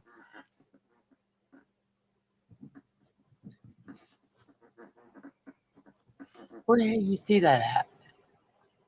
Oh, Pat's Titans. Yeah, they messed it up this week. It's the slate is not right. I don't like this one. I couldn't find the other one, so I'm taking the Patriots. 31-6.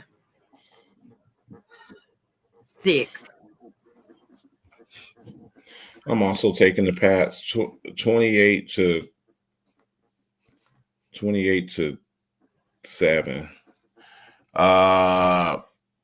Saints at Bears, Mona. The Bears. The Bears. I'm going to take the Bears. I'm going to say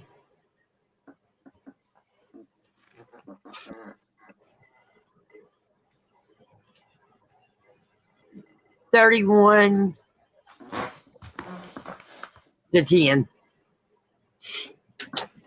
Yeah, I'm also taking the Bears. I like the way Caleb Williams is playing. 30-10.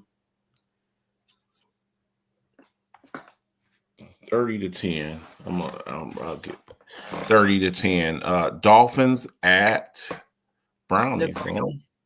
Brownies? No. I was just saying. Oh, okay. That's the Browns.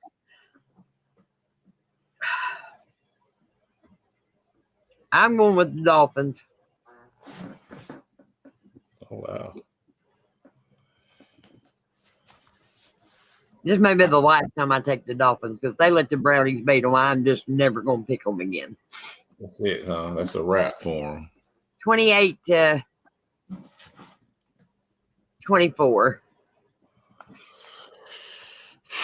I just like the fact that they, I think this is going to be a low score game. They say it's going to be They say it's going to be extremely windy outside. I don't think you're going to see a lot of points. I'm going Brownies. I think this is a Quinshon Judkins game. I think he's going to get back on track this week after getting shut down by the Steelers last week. I think that they play ground and pound with them. I'm going to say Brownies 14 to 10 Brownies.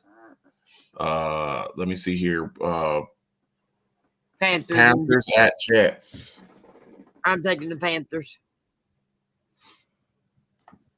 28-18. I'm also taking the Panthers. The Jets have no offense. I think they get after Justin Fields. I think you can see there's been talk of Justin Fields getting benched for Tyrod Taylor. I think if he has another one like that, I think you can see him getting benched. I'm going to say Panthers run the ball a lot. 20-7 Panthers. Eagles at Vikings, Mona. Money. JJ McCarthy is still ruled out. Carson Wentz is going to start another week.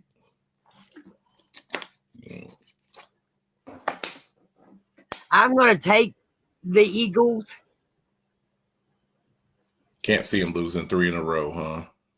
No, I can't. But I think it's going to be a close game. 24-21. The Carson Wentz revenge game. Well, I mean, I saw what Carson Wentz did versus Pittsburgh. He didn't have a bad game. So give me your score again, Mona. 24-21 Eagles.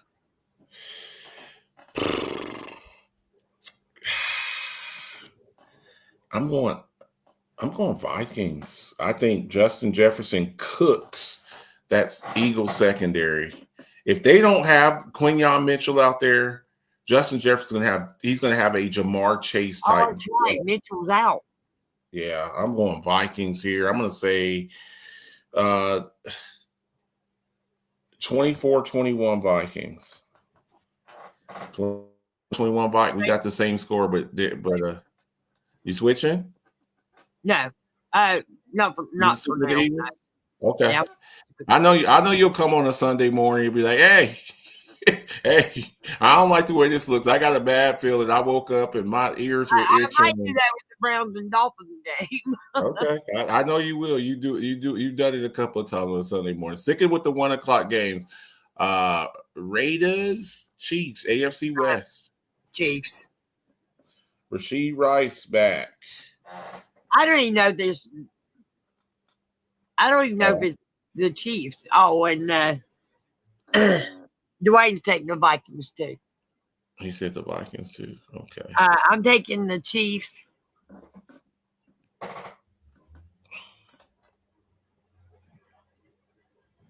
I'm going to say, because it's a division game, 28.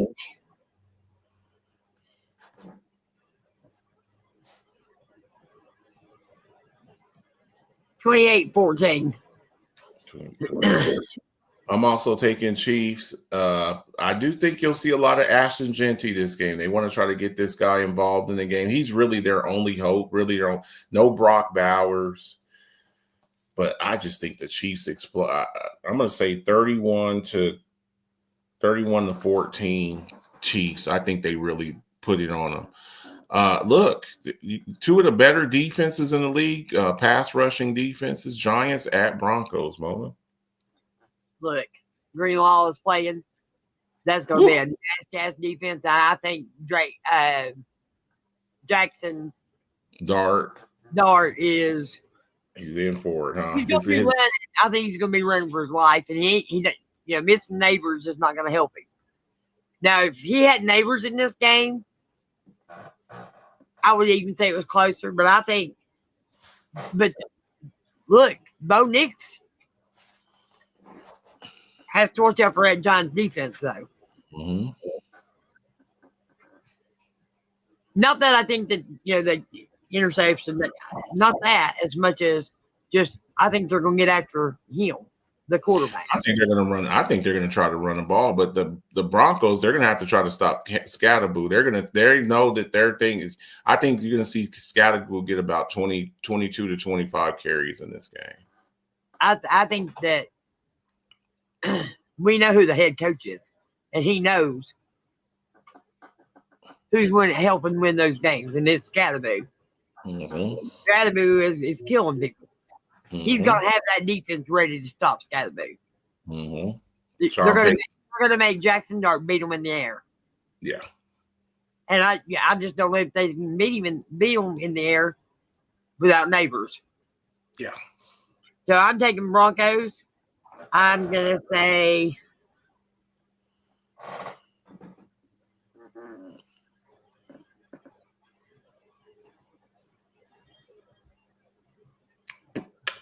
27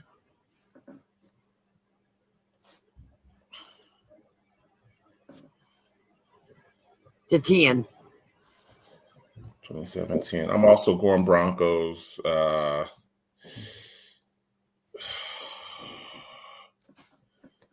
can't stand Sean Payton. I can't stand him, but 30 to he's a hell of a coach. 30 to 9.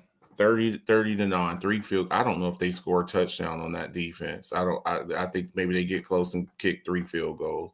Colts at Chargers, Mona. I'm going with the Colts. Colts are playing some damn good football right now. They are. They really are. Defensively and offensively. But I think it's going to be a close game. 28-24. Colts. Yeah, Mona, I think it's going to be a close game too. I think that they're actually. I'm going. I think you're gonna see a lot of Jonathan Taylor in this game. I think you're gonna see. I think he could get 30 carries in this game. Yeah. 24-21. I think it's gonna be a close ball game. Packers.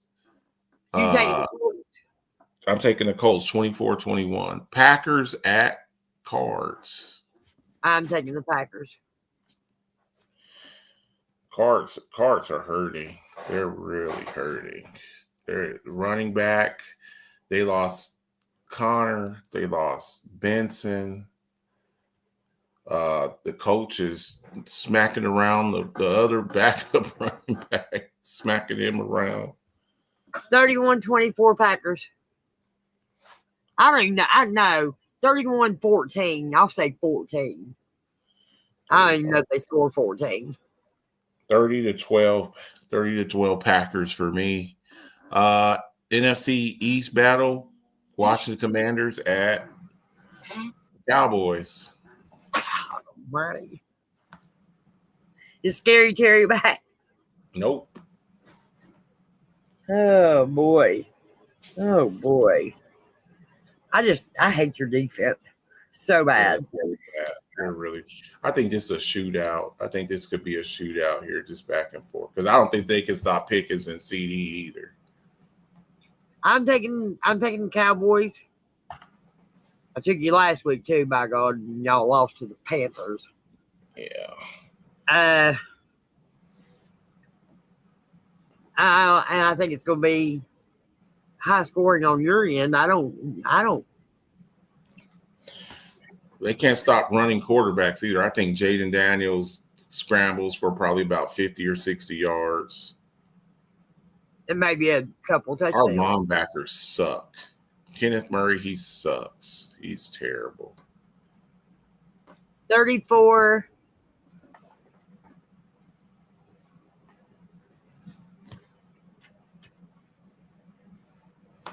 $21. Cowboys. I'm going Cowboys too. 30-29. Brandon Aubrey game-winning field goal. Falcons at 49ers, Mona. Did you say 30-29? 30-29. Okay. Phew. No Fred Warner. No Fred Warner, but you do get back Kittle. Yeah, but he don't play And- defense, and how in the hell? How they gonna stop Bijan Robinson? Yeah. I'm taking the Falcons. Oh God, no, I can't. I can't. I can't. I can't do it. I'm taking the 49ers. It's in San Francisco. I'm taking the 49ers in a close one. 49ers. 24-21. And I'm going 24-21. You said 49ers, right? Yep. And I'm going 49ers 24-21. Falcons. I'm going Falcons 24-21. I think the Falcons, I think they may have found their mojo. I don't know how they stopped Bijan Robinson without Fred Warner. I don't know how they're I don't think they can. I don't think they can stop him. Yeah. I mean, they're gonna have to spy him and double him, try to double up on him. Yeah. And then make deceive. Drake London too. You got Drake London. I just don't see it. Bucks at Lions, Mona. I'm taking the Bucks.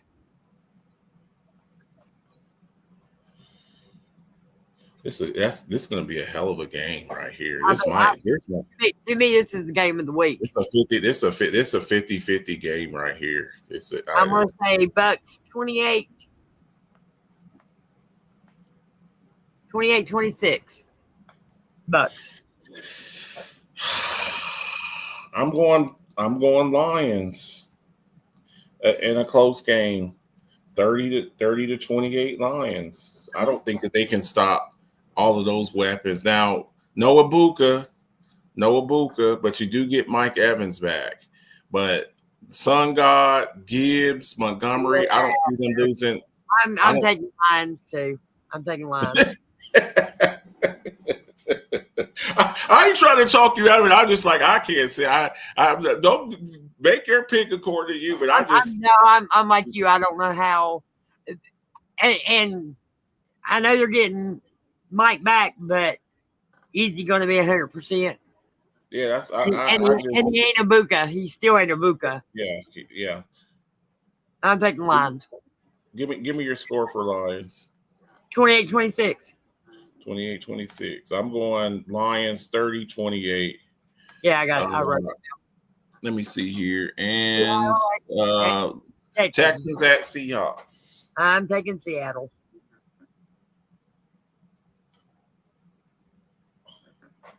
I don't even think it's going to be a close game. I'm going to say it's going to be loud and jumping in there. It's going to be loud. Seattle 28-16.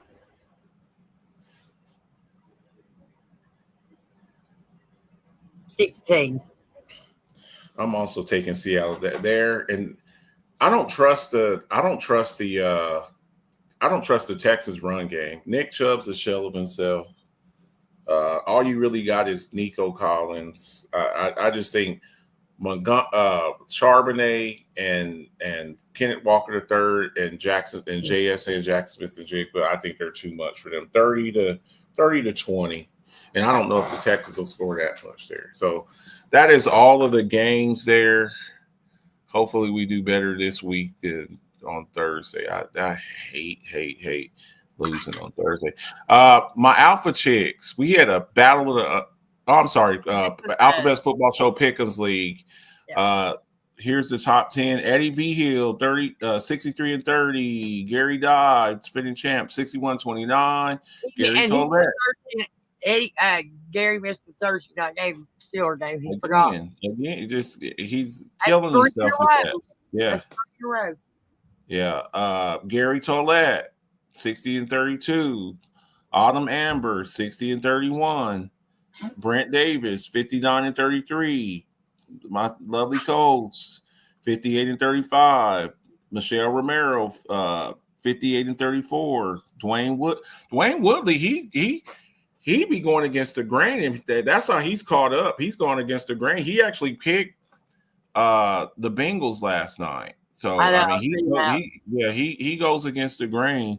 57-35. Kristen Moon 57-36, and Vernon Washington 57-33. That's Alphabet's Football Show Pick'ems League. And then to my Alpha Chicks, we had a battle of the unbeatens 5-0 last week. Angie versus Lily. Angie came out on top, and she beat her up pretty bad. I went there. She beat her up pretty bad, but Lily's still there. She's 5-1. Autumn Amber, she's always in the mix and everything. Picks, fantasy football, the Autumn's and everything. Her and Angie, they just wreck havoc wherever they go. Mika Toilette, 3-3. Kristen Moon, 3-3, and Michelle Romero, another one.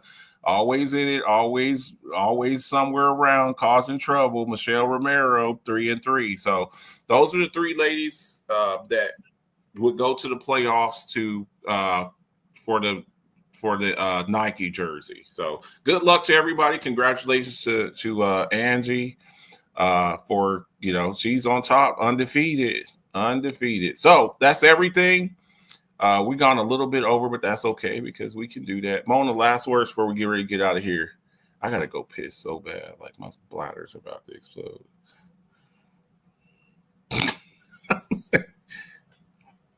Your mic is off, Mama. Oh, sorry. Just want to say thank you all for showing that. The ones who show that, we appreciate you. We appreciate the continued support. Don't know, I didn't see that many people tonight. So, oh well. Hopefully I'll go back and watch it on YouTube. Go back and watch. We're gonna still continue doing what we're doing. Quick reminder, next week we will not have a show on Friday because I won't be here. We're going to try to set up something for Thursday. We talked about that. I'll get all of the details with it. It'll probably be a mashup show with us and Dre on Thursday night. Probably we might be doing it before. The only time we can really do it is on Thursday. I'll be on the road on Friday. I'm going to be at a wedding on Saturday. And Sunday, I'll be back on the road on the way home, and that's a 5-hour trip. So I'll let y'all know, but there will not be a show on Friday. I'm letting y'all know that now, but we do a show every week. It just may not be on that day, but probably Thursday. That's what I'm shooting for right now. Get your Alphabet's Football Show merch, 27 short sleeve t-shirts, 37 long sleeve t-shirts, 52 hoodies. If you're interested and you're financially, I know everybody's not financially able to do it. Alphabet's Football Show, Rise Up Family Meet and Greet, Pittsburgh, Pennsylvania, April the 23rd through the 25th.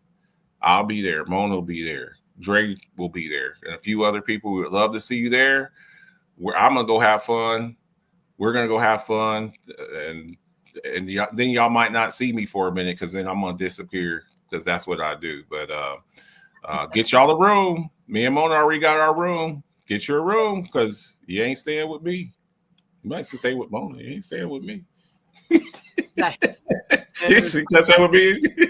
You can't stay with her either. So there you have it. So make sure you watch Coffee Talk Mondays through Thursdays, 11 o'clock Eastern, 11:30 Eastern time, where we talk a little bit of football, a little bit life, about 45 minutes. I monologue it, some good stuff in there. And make sure you subscribe to the Alphabet's Football Show channel on YouTube, and also tune in some of these clips from this show. If you can't watch the entire show, go over and subscribe to Marcus the Alphabets. It says me, but Mona's on there, Dre's on there. Some of the clips from our shows. You'll start seeing a little bit of Mona. I know y'all get tired of seeing me because I'm not, Mona's a little bit better looking than me. Y'all probably look eye candy over there. So appreciate everybody who came through. I'm out, Mona. I'm telling you good night right now because I'm running to the bathroom. I will talk to you tomorrow. I appreciate y'all. Much love to everybody. Much love and respect. All right. Have a good one. Enjoy the games. See ya. Yeah, what can I do for you, Rod? You just tell me, what can I do for you? It's a very personal, very important thing. Hell, it's a family motto. Are you ready, Jerry? I'm ready. Want to make sure you're ready, brother. Here it is. Show me the money. Yeah.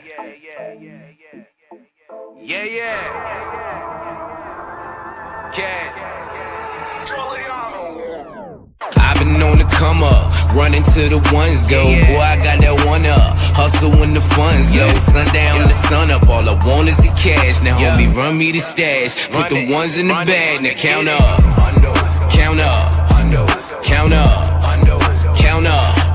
I'm talking 1 milli, 2 milli, 3 milli, 4 billy, 5 billy, I'm illy. I've been on the come up, counting money till my thumbs hurt. No Birdman, bitch, but I'm a stunner. Just watch how you run up. I keep a couple gunners. I've been grinding all winter just to flex all over summer shit. Wrist cold when I fall through. Rose go to my own boo. In and out of my city, but come whenever I call you. Who gon' love me more than when I'm stacking out on tour? Them hoes that made it past security, they knocking on my door. You gon' be there when they gone. Show my love by getting more. Hustle so you ain't alone. You won't leave me, that's for sure. I'm talking Benjis, Franklin's, all these hundos on my floor. I just broke a couple bands, believe me, I've been going hard. I'm tipping bottle after bottle, swerving model after model. Who won't cash? That's the motto. Spend it like I hit the lotto. Yeah, I'm loving my life. I know that I ain't shit without you. Actions speak louder than words. They broke cause they just talk about you, huh? I've been on the come up, running to the ones go. Boy, I got that one up, hustle when the funds low. Sundown to sun up, all I want is the cash. Now homie, run me the stash, put the ones in the bag. Now count up, count up, count up, count up. I'm talking 1 milli, 2 milli, 3 milli, 4 billy, 5 billy, I'm illy. Money bag after money bag, I'm the man now. Play the cards that I was dealt and I ain't need no handouts. Fresh on every set, get respect, mama out of debt. Got a new connect, we the best, homie run the check. Wifey got a new bag, new house, you mad? We just doing us, feeling wavy, fuck a do-rag. This that no stress flow, bobbing on my ex. You don't love cash, kiss my ass, baby XO. Thank you for that line, Mr. West, but I'm next though. Hey, you meet a set, bitch, I'm blessed, sippin' XO. For the love of money, I stay fucking hungry. I parted ways with the kitchen, that just wasn't for me. Every show they love me, now I'm showing love back. They ain't taking nothing from me, so I throw a couple stacks. See you when I'm in your town, have some fun, blow a bag. Fuck with me when I'm around, trust me, shorty, I'll be back, huh? I've been on the come up, running to the ones go. Boy, I got that one up, hustle when the funds low. Sundown to sun up, all I want is the cash. Now homie, run me the stash, put the ones in the bag. Now count up, count up, count up, count up. I'm talking 1 milli, 2 milli, 3 milli, 4 billy, 5 billy, I'm illy.